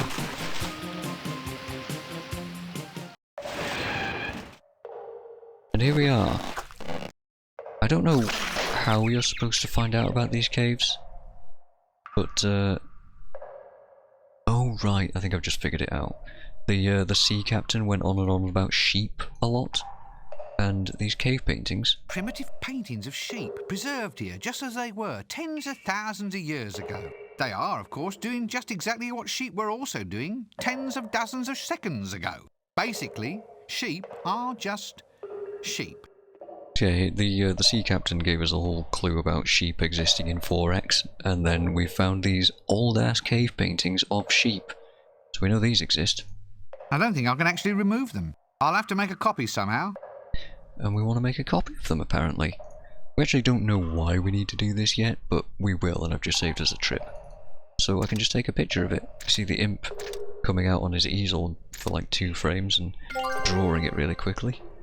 There we go. A film of Neolithic sheep artwork. Yes, not particularly interesting, but I still feel there's an award in this somewhere. Who might want proof that sheep come from a long way away? Feels all smooth and strange with little holes along the edges. Because it's film. There you go. Let's get out of here. So one of the other reasons we came here was to grab some ants from this anthill so that we can rebuild Hex and then ask it the question of why. Everyone on board? Everyone with me on this insane journey? Because it's a lot of stuff right now. So, let's lay a trap of picnic baskets. Because ants love picnics, right?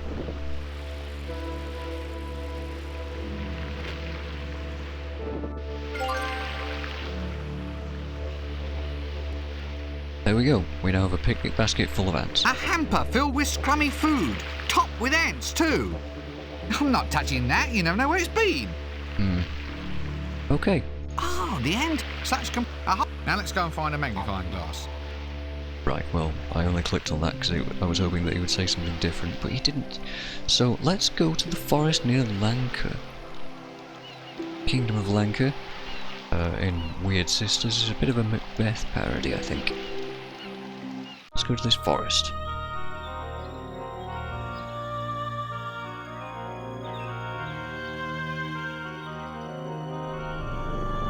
This is it, the stones. No matter how closely you have me examine them, I'm afraid they're always just going to be stones. Hang on, you know, maybe this is one of those interdimensional gates I've heard tell about.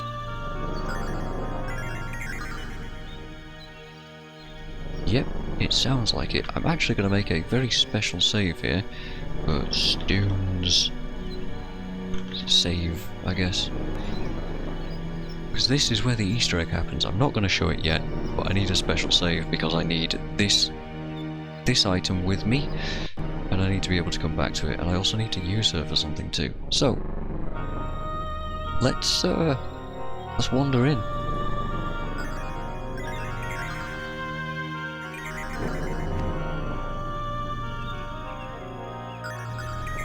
Unfortunately, luggage can't make it in because he's not living, he's not human? I don't know.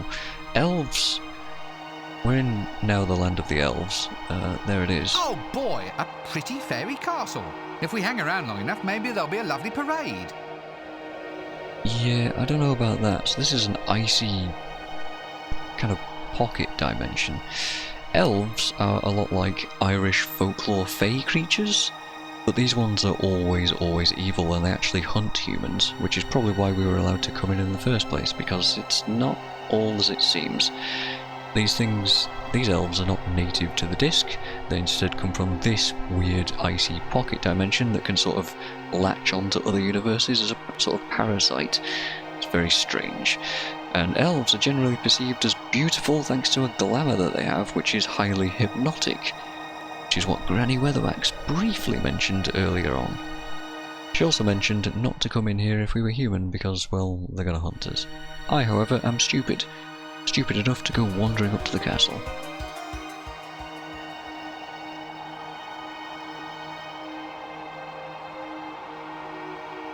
And immediately get chased back out by two very angry looking elves. And don't come back.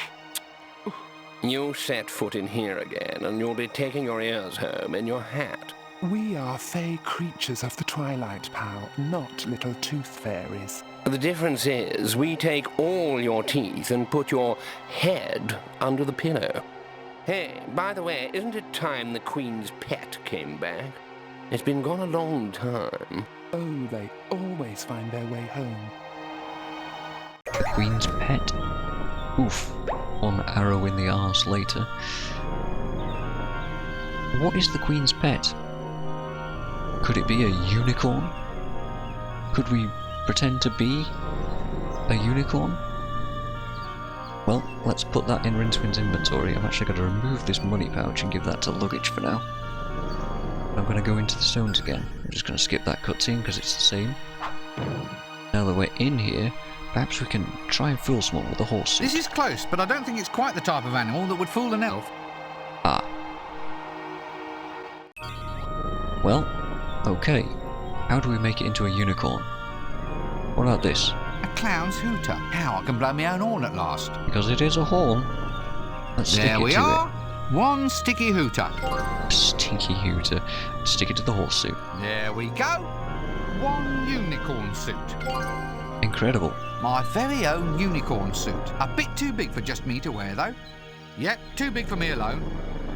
I am, however, just going to stick it in Rincewind's inventory. I'm also going to take this camera, put that in his inventory too. Skip this cutscene again.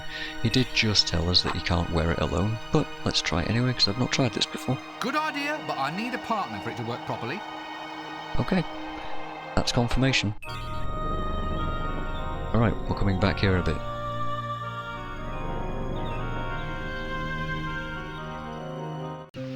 I'm however going to go all the way to Jelly Baby, because I was here before for a reason, and that was to sort this stoning problem out. So, we need that candy rock, and the only way to get it is to use the Suffragester to do so, and that'll make us lose the Suffragester as an item, which means that we can't do that Easter egg anymore. So, we have that extra save now, so we can do that. These portraits now, are still why here. are those things following me everywhere? Rincewind hasn't quite caught on, but I have. So let's put the Suffragester in the hole in the stoning area. And Monty Jokes Python for it. women.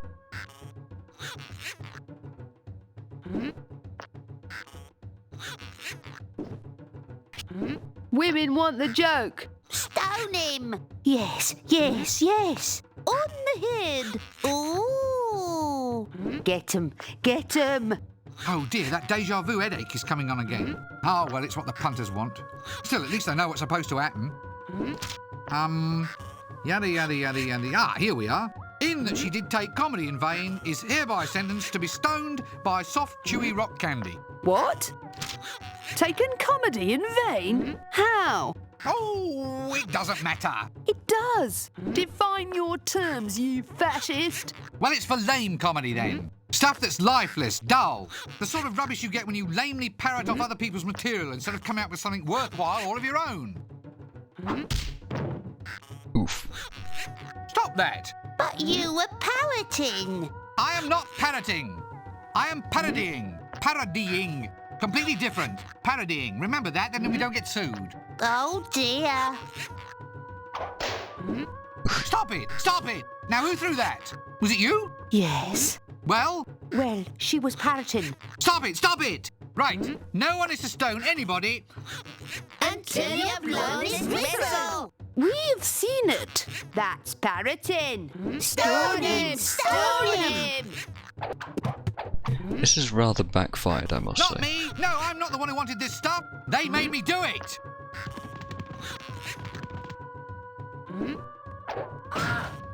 I say, shall we call this one the dead parroting sketch? Watch it.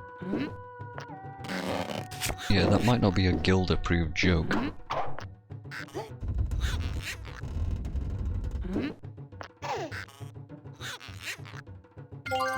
But we do now, thankfully, have a big chunk of candy rock. Candy rock. And I do mean candy rock. As in, if I eat it, I'll be sipping milky tea through a straw for the rest of my life. It feels too hard to actually eat. Okay. We can take this rope. I used to have a chunk of rope just like that back when I was a boy. Oh, it was called Sydney. Sydney the piece of string. I really don't know. Again, references going over my head here. I have no further use for that. We don't need the steak anymore. A length of rope, sort of like string on steroids. Yippee! Let's tie ourselves up, shall we? Maybe not, Rincewind. I don't know why you'd be excited about that. Alright, so that lengthy quest was just to deal with this rock cellar stuff that was almost within our grasp very, very easily, like 40 minutes ago or more. Cool. For what it's worth, we're nearly there on numerous counts. We have everything that we need to get the babe, we have everything that we need to get the jingle, almost. We nearly have Death's makeup sorted. And is that everything? Pretty much. Just giving a quick scan and I think we need to go to Ankh-Morpork. Oh, also to the docks. Remember the novelty stuff? Yeah, we can get that by smashing this wall down. Let's hang this on this hook. Hold and weight on a hook, and then we'll use it to smash the wall down. Novelty stuff. Now this looks interesting. I almost wonder what they forgot. are, not to mention what use they could possibly be. I almost forgot that we needed novelty stuff. Now that would be novel. No, I need to click on the wall. You know, I doubt that I can just push the wall down. Ah, but you can. Just use this weight on it. It's a wrecking ball. Here we go. It's not good enough. Can you believe it? It needs to be heavier. Looks like a wrecker's ball, but is it heavy enough? I do have just the solution. What if we just stuck a sticker on it and instead it's a 10-ton weight? Now that's the ticket. The wrecking ball to end all wrecking balls. You see, what is a wrecker's ball? And why am I never invited? I don't think you'd want to be. As ever, the power of belief. It is now a 10-ton weight according to sticking a sticker on it, and therefore that's the truth now. Here we go. Smash that wall, smash ourselves in the groin, end up in the river, luckily enough for us, it's not actually deep enough to touch the water properly, and we're not dead. Because that water is toxic as hell. Novelties? I wonder. Very knockdownable now. I should report them. Alright. Now that is a novelty. Little Discworld snowstorms. There's a novelty item. It's Atuin. It's a cute little one. With a glass globe inside of it. Pretty. Oh, how pretty. Oh, pretty. Little glass snow scenes of the Discworld. So we've got the band, we got the snowstorm novelty stuff. We're making some progress here. We can now go to the dining hall and talk to our mate the librarian. He's going to be our second, the unicorn suit. Busy? I guess not. Well, I suppose he works for peanuts. So, do you have any ideas about what I should do? I don't know if I want to just sleep on it. Every time I stop moving for a while, these flies start buzzing everywhere. Still, could be worse. Sometimes this zooming starfield just seems to start whooshing straight towards my eyes. Sorry. You know, I think I need to get my eyes seen to. You know, I don't know if this is a reference I actually might have. I'm not sure if that's a reference to the first game, where if you just AFK for long enough on the start screen, it plays the Atuin scene where he's flying and the stars are there, or if that's a reference to just Windows screensaver with the old Starfield one that would play. I'm not sure about that, but in this game there is nothing that happens if you go AFK for long enough. It just sits here. There's nothing special like in the first game where he pings on the screen and tries to get your attention. Now there's the sort of fella you can rely on. Faithful, intelligent, arboreal. Still, there must be some good in him. I wonder which bit. So, we need to ask him about... For asking about the unicorn suit. Being our second in command. Look, we're comrades, right? I mean, we'd stand up for each other. Through thick and thin, damn the press, backs to the wall kind of thing. So, wear a unicorn suit with me. No, I want to go the front bit. It was my idea. Well, that was easy enough, wasn't it? My old friend the librarian, who, quite frankly, smells like a giant ape. Because he is. Feels like your everyday run-of-the-mill monkey. Oops, I mean orangutan. Alright, if we go into Rincewind's inventory and combine him with the unicorn suit... Hey, he took the front end! We now have the unicorn suit with him in it at the front. My very own unicorn suit, and it already has a front end. Try taking it out and clicking it on me. I feel strangely confined in this window. Yeah, strange, huh? Such a weird instruction to have like that. It's just so straight to the point, you know? Also, another odd thing is that Rincewind's inventory can only ever hold 2 items, so this is why this is it. But the item's size doesn't actually matter. Bit of a Mary Poppins in that case. Anyway, let's go to the high energy facility, because we can fix Hex. We've got some ants for it. There you go. In you go. Into Hex. Blasted little blighters. Looks like I'll have to entice them out. Right. A basket. Yep. Woven from the finest wicker by the talents of the finest wicker weavers. To top it all off, it's bulging with food and rife with ants. Picking it up again won't help me. True, but we can still solve this problem. Remember the honey that we got from the bees all that time ago? If you didn't get it then, you need to go and do the puzzle a second time, or maybe even a third time, but you use the honey on the basket to create a trail that the ants would like to follow. And that rebugs the system, man. Hey, we've rebugged it. For asking the ultimate question, why? I'm not going to do that just yet. Their automatic computating machine, loaded with ants and ready to go. mean, that's what Hex is for, asking questions. I'll best ask Skaz to operate it. Alright. Hello, Skaz. We'd like to ask this why. Right. So the answer in? Yes, that is correct. Oh, look. They're all running around. They're, you know, keen to get started. Yeah, anyway, so we are now ready to get going. I mean, I can ask this machine a question now. Yes, quite right. Ask away. What do you call this machine again? Hex. A 3-letter name. And it's not because it's, useless. No matter what you might hear people say. Is that a Hex. How lovely. joke about See anything wizards wrong with the and name at all? hexing? Or No. My research assistants seem to think it's very is it a appropriate. coding joke? All right, let's just get on with it then, shall we? Right, Hex, I want you to tell me the answer to the question, why? Oh, it's doing things. This weird machine powered by ants is doing things. Well, of course, a certain amount of working time is required for any problem of this type. Yeah? How long?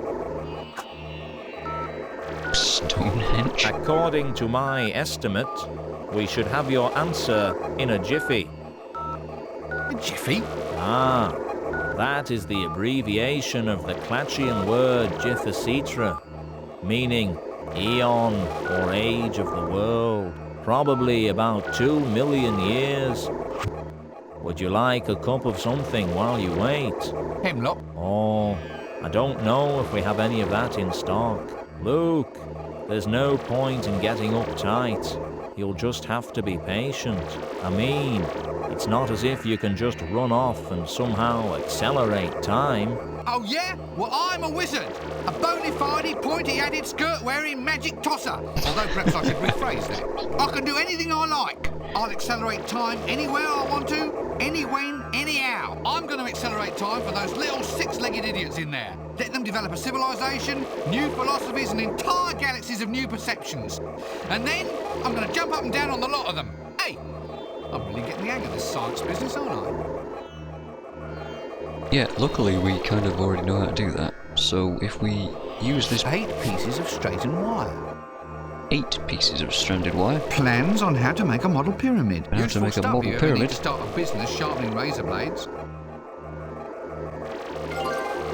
And there we go, we combine those two into a pyramid, which we now know can accelerate time. A scale model pyramid. Perfect for keeping scale model mummies fresh. I haven't time to sit under it and meditate.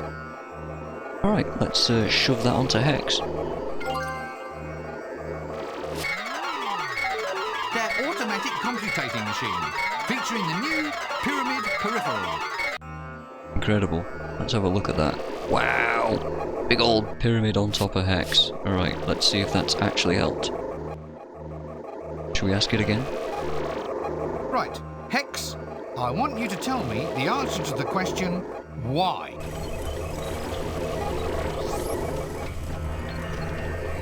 Oh look.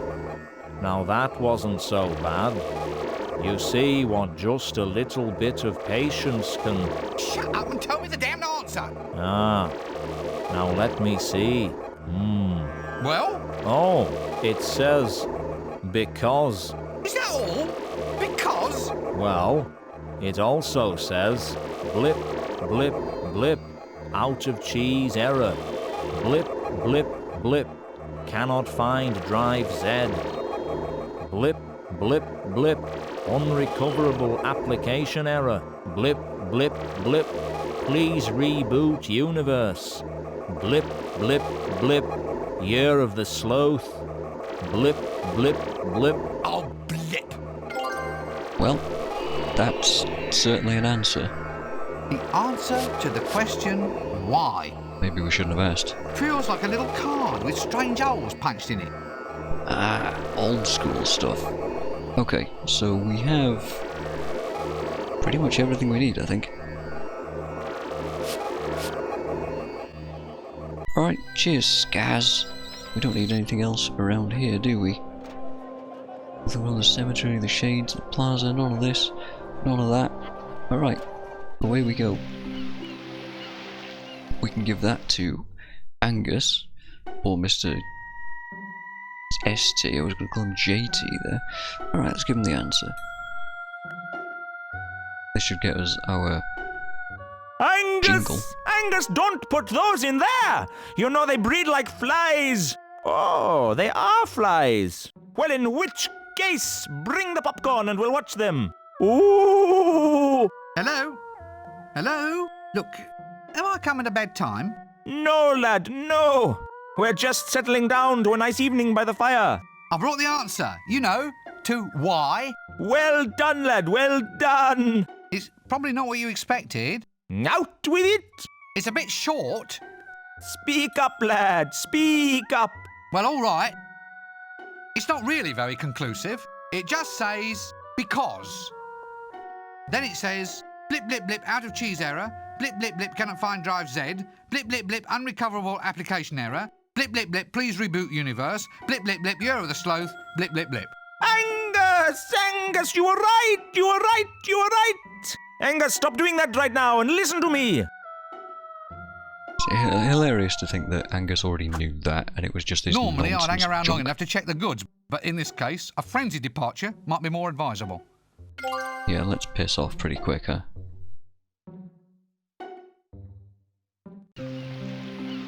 Funnily enough, that guy is stuck in my head ever since I first played this game as a kid, and the name Angus is forever always associated with him. So if I ever hear anybody called Angus, it's immediately, oh, Angus, Angus. Even Angus Young from AC/DC is not, he's a sufferer of that. Right. Horrible little jingle. Oh gosh, not again. I'll never get the tune out of my head. All day-o. Feels like old parchment to me. Right. We're nearly there. We do also need a picture of the Elf Queen to give to the makeup department. So... off we go. Let's skip this cutscene again. Plonk.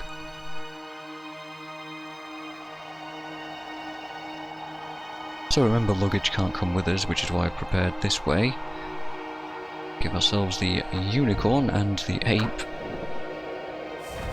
Combine the two. I don't know where the brush came Don't from. know why I have to be the rear end. But there we go. I love how the librarian has his arms in the head. Because he's an orangutan, right? Makes sense. All hail me. What? Come on, all hail me. It's been 10 minutes since anyone said how fearsomely beautiful I am. Oh, right. Well, you're dangerously attractive, maddeningly gorgeous, Yes? You're wonderful. You can torture small animals in a very regal way. You can do amazing things with your hair. Well, what about you? Why haven't you said anything? Guards, off with his head. Wait, I meant to say something, but... But what? But I was struck dumb by your beauty. That's it. Phew. All right. Slightly crawly, but you can keep all your bits if you stand over there and croak like a frog. Ribbit! Ribbit! Ribbit! Absolute power. Who can say it isn't wonderful? Ribbit! Keep it going. You've still got plenty of little bits that could be chopped off, you know. Sorry, ribbit, ribbit, ribbit, ribbit. So a few things here. If you rewind that or just look at the animation of these guys, Ribbit. just very funny. Yeah, this is the Elf Queen's throne room, apparently. I'm not going to click on her because that will cause a thing to happen, but it's just funny to think that this is somehow convincing, because it just isn't. Ah, elves. Just think of all the things they've given us, like songs that go tra-la-la-la-la-la-lee, and knitted caps dipped in human blood, wholesome traditions such as baby snatching. Ah, the beauty of the fairy realms. Yeah, that's a thing. I can't remember the name of the Irish folklore creature that steals babies and turns them in and like replaces them with their own and then gets humans to raise their weird creature. I don't know. I don't remember that. Shh. I don't want to give myself away. We can't just talk to them either. Also, look at Rincewind's face when we do this. I don't want to give myself away. It just looks so weird. If I were a fairy tale stereotype with nothing better to do all day than pay homage to a self-obsessed psychotic maniac of a queen, I'd hope that I could wear my misfortune with dignity, with stoicism and with pride. Or, on the other hand, I could just try moping about and looking sorry for myself like this gothic fool here. Ribbit. Okay, how about the throne? I don't want to click on her. She keeps moving into my way slightly. The Elf Queen's throne, I presume. If this upholstery could speak, what stories it would have to tell. I like the animation where her hair just like flies out everywhere. It's quite cool. Shh. I don't want to give myself away. Ribbit. If I were a fairy tale stereotype with nothing better to do all day than pay homage to, I'd hope that I. Or on the. Okay, so he gets the same dialogue as him. How about this ribbiting elf? Elves. What a happy family. Mind you, I'm thinking of the kind of family that ends up holed up from the cops in some canyon somewhere. Ribbit. Ugh. Someone's been performing surgery on my unicorn. I didn't even get a chance to watch. There's something inside it. Ugh. Ribbit. It's been eating something revolting. Guards, off with anything they have left. Ribbit. Not you. Ribbit. Ribbit. Librarian saves us. I've actually not seen this scene before. I didn't know that you had to be fast. But hey. What the hell was that? Who cares? Can I borrow your eyeliner? Be my guest, dear. Another one of those rare instances where you actually have to be quite fast. Alright, well, in we go again. That wasn't the fail I was expecting to do. I have to be the. Ribbit. Surgery on the unicorn. It took her a while, but she did notice. Ribbit. I doubt whether that will work. Yeah, we can't just straight up talk to her, but if we do try to examine the queen, something else will happen to cause a fail. Auga. Ribbit. I have no control right now, by the way. Rincewind's just stuck staring at her. Sometime later. Ribbit. Will somebody remove that awful statue? And we get kicked out again. Alright, so let's actually solve the problem properly this time by actually taking the picture. Don't know why. Ribbit. Access Rincewind's inventory, take the camera, and take a picture of the queen. Say children's blood. Ribbit.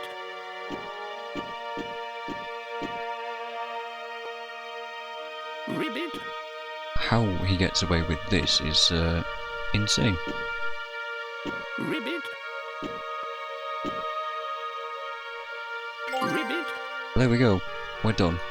We get to leave now. On our own terms for once.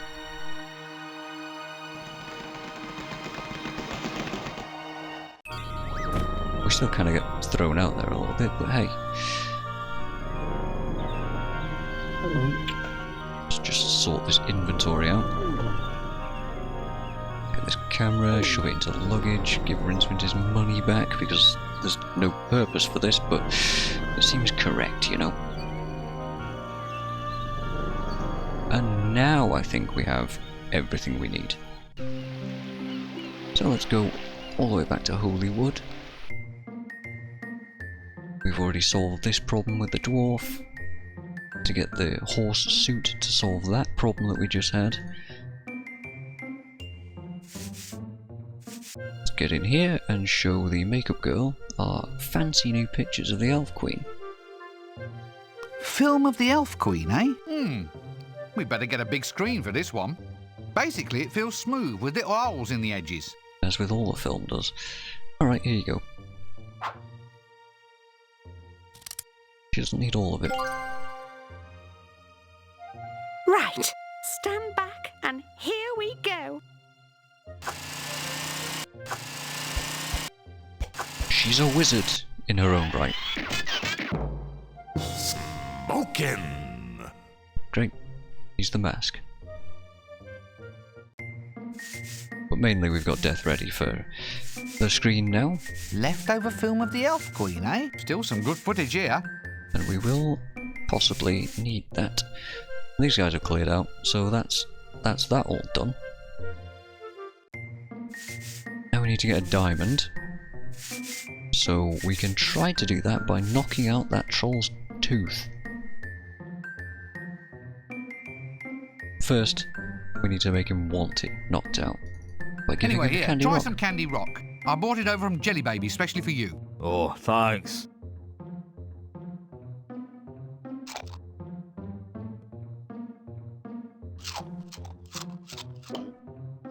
Oh, my tooth. Oh, no, my tooth. Oh, my tooth. Oh, it hurts.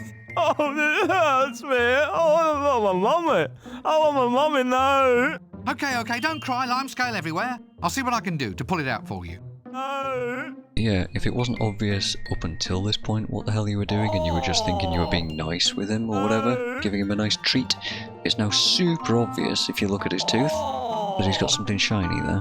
A troll. 50% violence to 90% pectoral muscles to 5% brain. He'd point out the mathematical discrepancy himself, but he's still waiting for his vocabulary to be delivered. I can't just pull his tooth out with me bare hands. Nope, but we do have a handy rope, which we could tie to the door.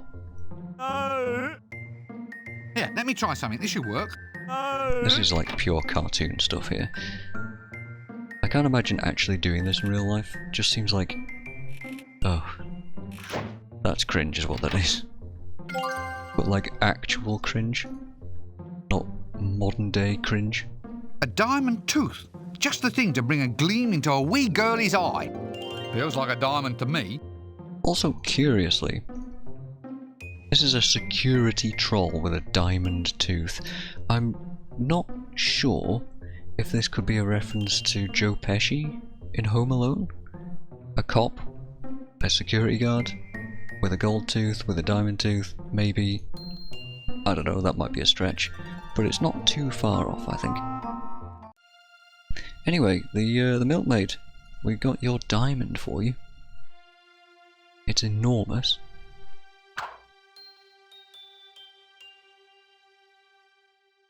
One diamond, reasonably clean, all for you. Now get out there and star in my clicky or I'll take away all your makeup and ban you from ever visiting a hairdresser again. You heartless beast! Gee, anyone would think you've been round the world for this here thing.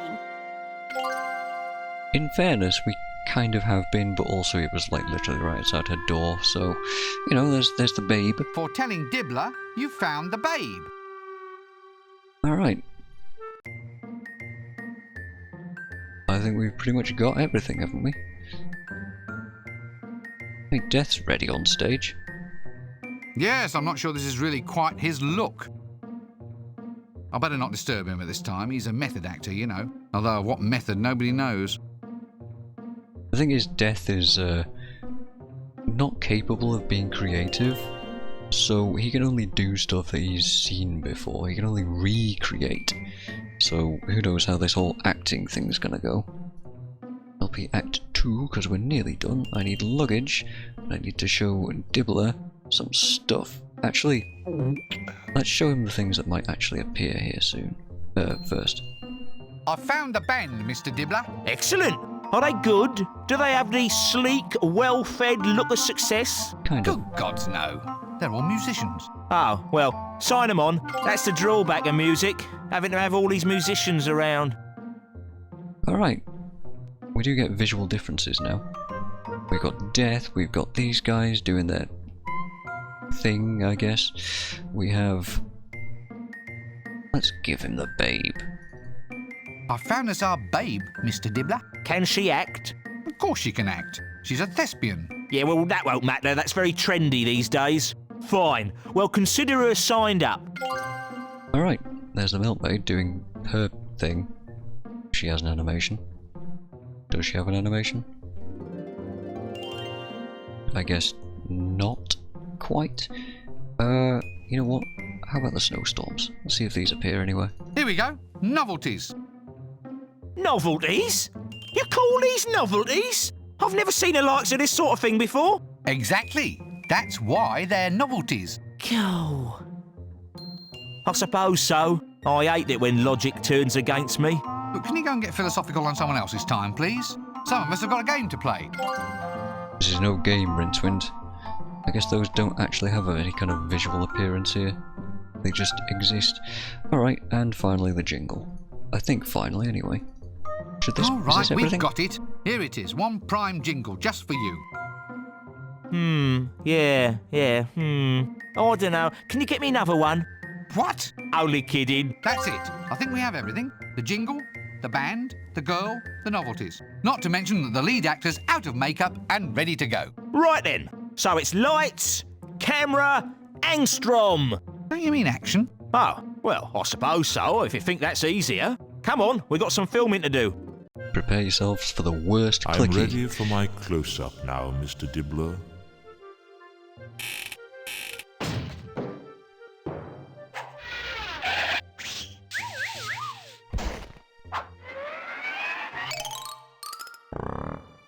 Hello. All right.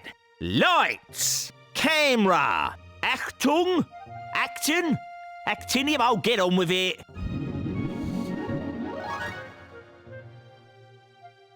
Cue death. Now is the winter of our discontent, made all the more drizzly by the lack of death. Ooh, to be or not to be? That is the question. Whether to be extremely cool, reach the heights of fashion and snuff it, or to keep drawing breath and lose all fashion sense forevermore. So, what do you think? I'm trying not to. Ready? Cue piano. Piano? Roll 'em. Makeup. Just... You think Death would have been informed about all this stuff, but no. Now is the winter of our discontent, made all the more drizzly by the lack of death. Ooh, to be or not to be? That's the question. Whether to be extremely cool, reach the heights of fashion and snuff it, or to keep drawing breath and lose all fashion sense forevermore. Ready for the porcelain scene? Look, can we just discuss this script for a moment? Roll 'em. Makeup.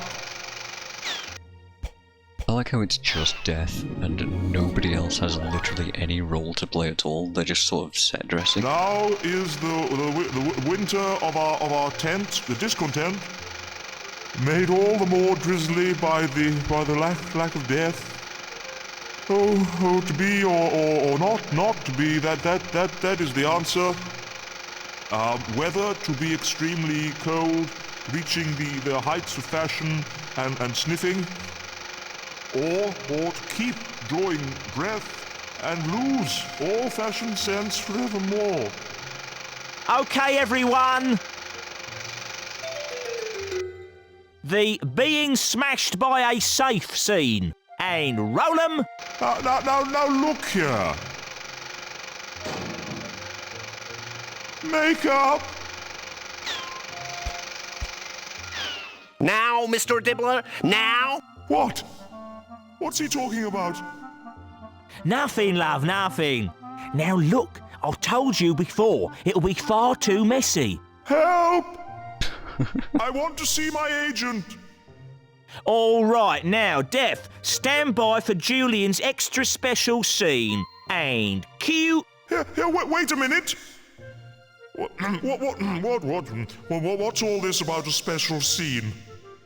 Read your script, love. Here, Julian, explain how this next bit goes, will you? It goes whoosh, blam! Stuff flying everywhere! Did you not tell our boy that there were special scenes involved? I'm not doing it.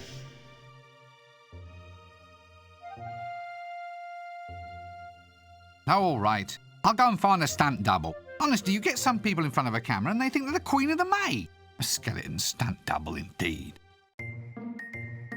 I mean, just all manner of yikes going on. Yeah, so that guy with the imps, the imp tamer, who was going on about explosions and special effects and all sorts of crazy stuff going on. Who knows what kind of insane special effects are gonna happen, but death, after being smashed in the head with a safe, a toilet, and who knows what else that we've seen, clearly just doesn't want to do it, so... Yes, I'm not sure this is... Yeah. We need to find ourselves a stunt double, and it needs to be a skeleton stunt double. I, fortunately, already know where to do that. I came prepared.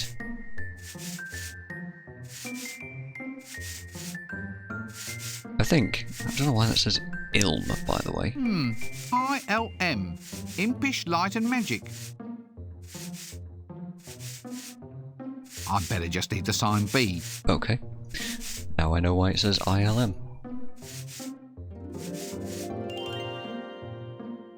I think what you were supposed to do, by the way, is do all of that stuff and then get Death's makeup sorted, so that you get to see the stage and then they say, oh no, where's Death? His makeup isn't sorted, and then you get to do that whole section of the story. But,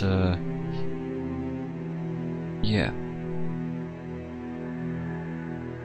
Don't know if luggage actually comes in here with us, so I need this film. And now, I believe our resident Banshee, who has finally found a voice, wishes to witness for us. Brother Banshee? Yeah. Oh, thank you, Reg, thank you. And I think that what I mean to say by thank you is, thank us. A thank you addressed to all of us, in that we are all part of the same body.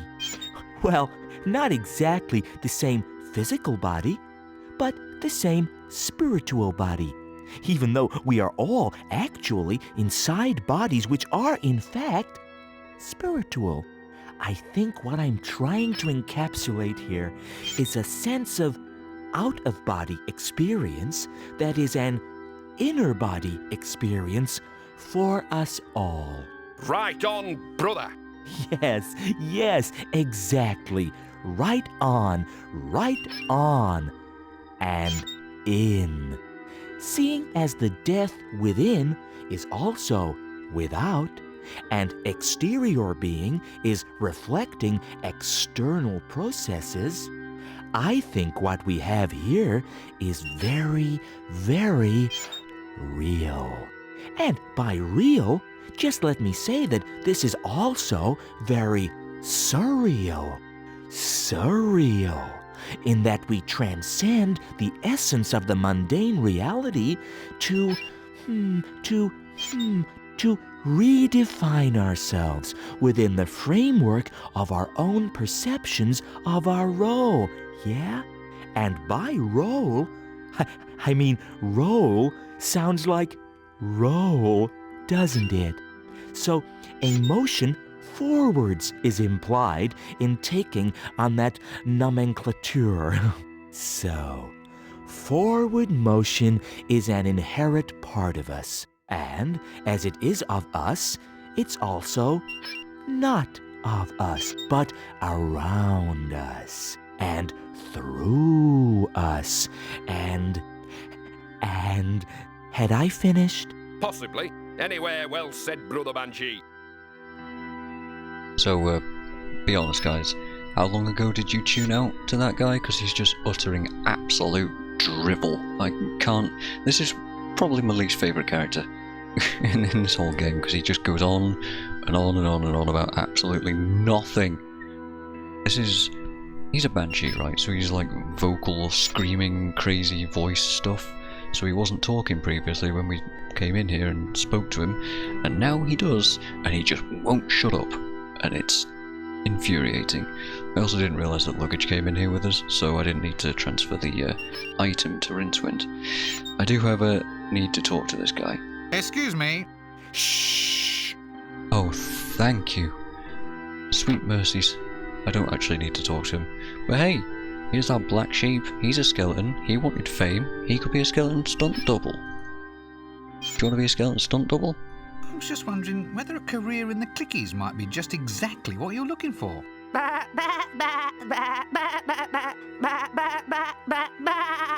Oh, I see. The local Actors League won't let you in until you have proof that your family's from overseas. Bloody cheek of some people. I'll tell you what. I'll have a look around and see what I can find to help prove your case for sheep in the arts. I'll get some evidence that proves that your ancestors came from distant climes. I came prepared. So, yeah, he just asked you to go all the way out, go surfing, go to those caves, which we explained why we knew that they were there and why they were to do with sheep and all that stuff, and to bring proof that sheep are essentially from 4X, and here it is. Here's the proof. Here you are. Some evidence that your ancestors came from the land of 4X. Now you can be a stunt sheep. No, don't thank me. So it would have just been a really long exit all the way over to 4X again to mess with that, but I skipped that for us. Cue death! Now is the winter of our discontent, made all the more drizzly by the lack of death. Ooh, to be or not to be? That is the question.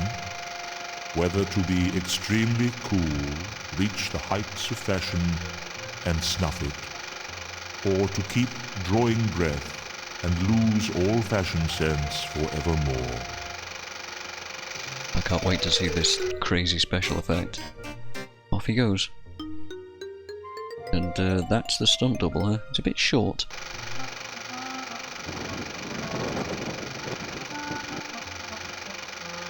Fine, everyone! Cut and paint! Ah, this is more of a lark. Watching someone else work for a change. That was beautiful, baby. Just beautiful. Wait a minute. Feathers? It was just feathers? What? Didn't you read the script? It's Julian's special scene. Oh, showbiz. Fame and fortune, I hear you calling. Oh, dearie me. But we don't actually need to insert CD2 because it does it for us. Modern technology, eh? Check out all these characters. And our great donkey cart. And our limo donkey cart with skull motifs. Did anyone get the number of that donkey cart? We don't need it, but I thought I'd ask. Well, welcome to our audience and welcome to Death, the latest star to rise and shine in the land of Holywood. Death, how do you feel about your up-and-coming premiere? I don't feel. I am dead. What he means is that he's confident that the product will speak for itself. That we've got something really astounding, really new, really... What? Look, just try to appear less skeletal or something, will you? Yes, well, perhaps you might explain to us just why you feel death is the sex symbol for today's world. Well, Trish, we've always known that the height of style is pure, elegant restraint. And of course, when it comes to wearing black, he's always been the trendsetter. Fabulous, fantastic. Well, that's it from outside the Odeon here tonight. This is Trish Looks Good inviting one and all to join me here tonight and get reaped. Sound loop on the crowd is not brilliant, is it? Excuse me, do they have those chocolate-coated ice creams here? The one with the little bits of nuts on them? They only had insect larva flavour. Insect larva? Some new invention imported from 4X, apparently.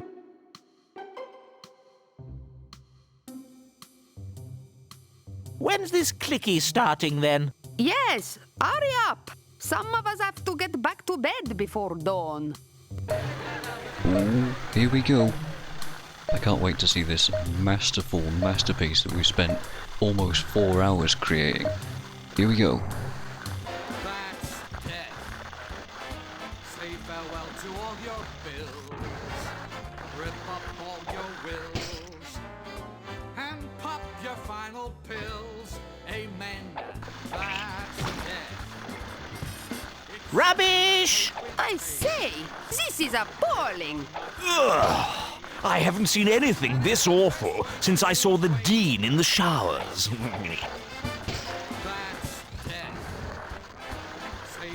I mean, not gonna lie, it is pretty terrible. The cinematography on this is... It feels like we've used all of the cut segments that ended up on the cutting room floor, and not the stuff that Rincewind actually got properly. Like, what is all of this?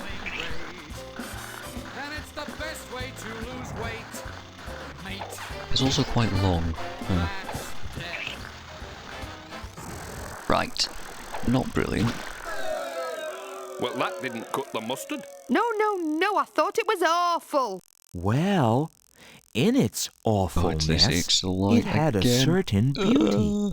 Just as, in beauty, we sometimes see awfulness pressing through from underneath. I mean, sure. We all look at it and say, well, this presentation eats its own young.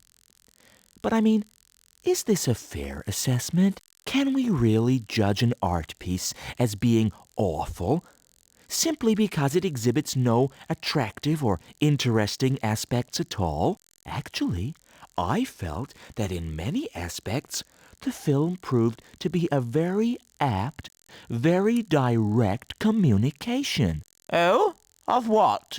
Well, a communication of just how untalented some clicky makers can be. Ouch. So, now we're in the cutting room, and we need to fix it. I'm actually just gonna save this once again, because we're coming to a close on Act 2. Forest Thump, the tender story of a troll brought up by a family of dwarfs. I have no need to know what day it is, or for that matter, even what year it is. What I need is more critical acclaim for my clicky about death. A calendar. I'd take a closer look, but since it's one of Dibbler's, I don't think I want to see who this month's model is likely to be. Forget about the wallpaper. Concentrate on the job at hand. I know, but I just have to examine everything, Rincewind. We just need to know. Yet another poster. Who keeps putting these things up everywhere anyway? Anyway, who is Debbie? And what exactly did she do on the Discworld? I don't know about that. It's not going to be of any use to me. What I need is something to make them love my clicky. Well, obviously it's a thingy. No, wait, what's that word I'm looking for? A wasp name, that's the one. A prime, left-handed, reticulated wasp name. It's funny, I hear that the phrase, the word was name happens a lot in this game, and I was watching the animated adaptation of Weird Sisters, and actually it's just a term that's just all over the place. A was name. It's a was name. It's a thingy, but everyone uses the term was name instead. Oh, I need something to splice first. Splice? What does that mean? Cans full of old clickies. I suppose it helps to keep the nutrition intact. Nothing useful here. Nothing useful from the old clickies. We can't just splice in some old stuff. An assortment of old clicky documentaries. Ah, the marvels of ants and bees. Huh. Ants and bees, huh? Maybe the beekeeper did make his thing. They've probably crumbled away by now. Cans full of the sort of film you permanently weld shut inside a big tin can. Savvy? Okay, not useful then. I wouldn't touch that stuff without welder's gloves. And we don't have those, and we can't leave this room. A projector, and it's mine, all mine. Why? And look, it's operated by a crank. No jokes, please. I would love to have been in the room when Eric Idle made that noise, because that is just bizarre. I'll need to rewind the reel first. Ah, right. Well, we can do that. A clicky reel for keeping my precious film nice and fresh. Right, first of all, we've got a reel. What are we going to do with it? This reel contains my very own clicky. I better be careful not to damage it. Right, well, we put this in the splicer, or the was name. Well, this looks like it fits. Well, obviously it's a thingy. No, wait, what's that word on? Yeah, we've heard that before.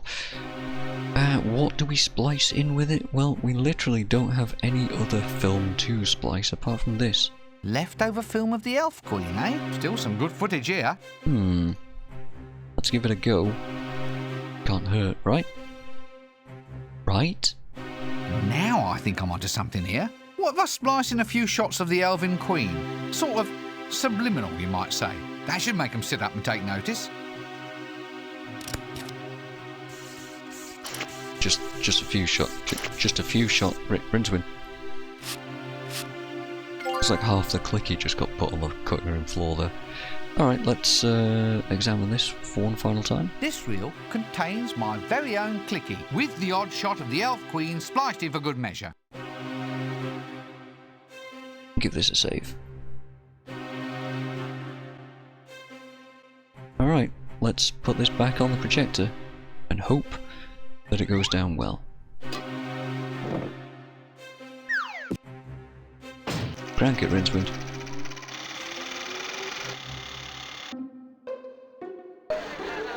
Bear in mind it is still the same clicky, but just with a couple of random shots of the Elf Queen, so how good could it be now? It was crap before. Say farewell to all your bills. Rip up all your wills. And pop your final pills. Amen. That's death. It's a tete-a-tete with fate. If you're not feeling... Oh my, I do say how marvellous.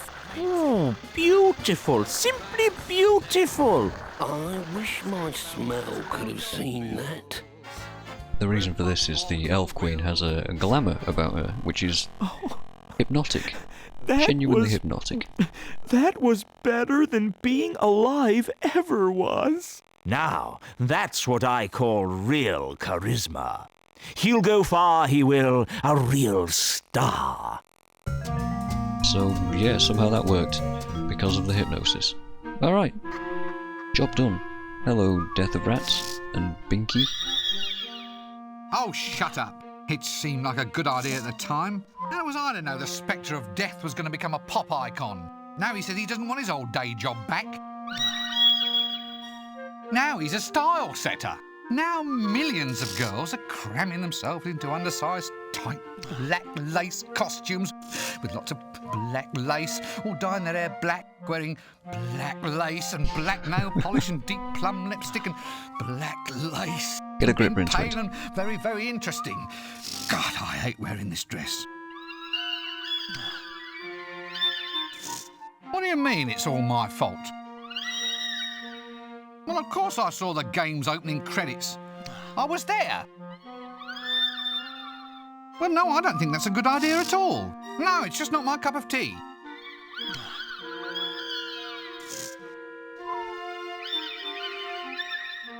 You mean I have to become death? Well, I suppose it'll help me make new friends. If the duty is being shirked, a new death will be chosen. Fortunately, it's chosen Rincewind for now.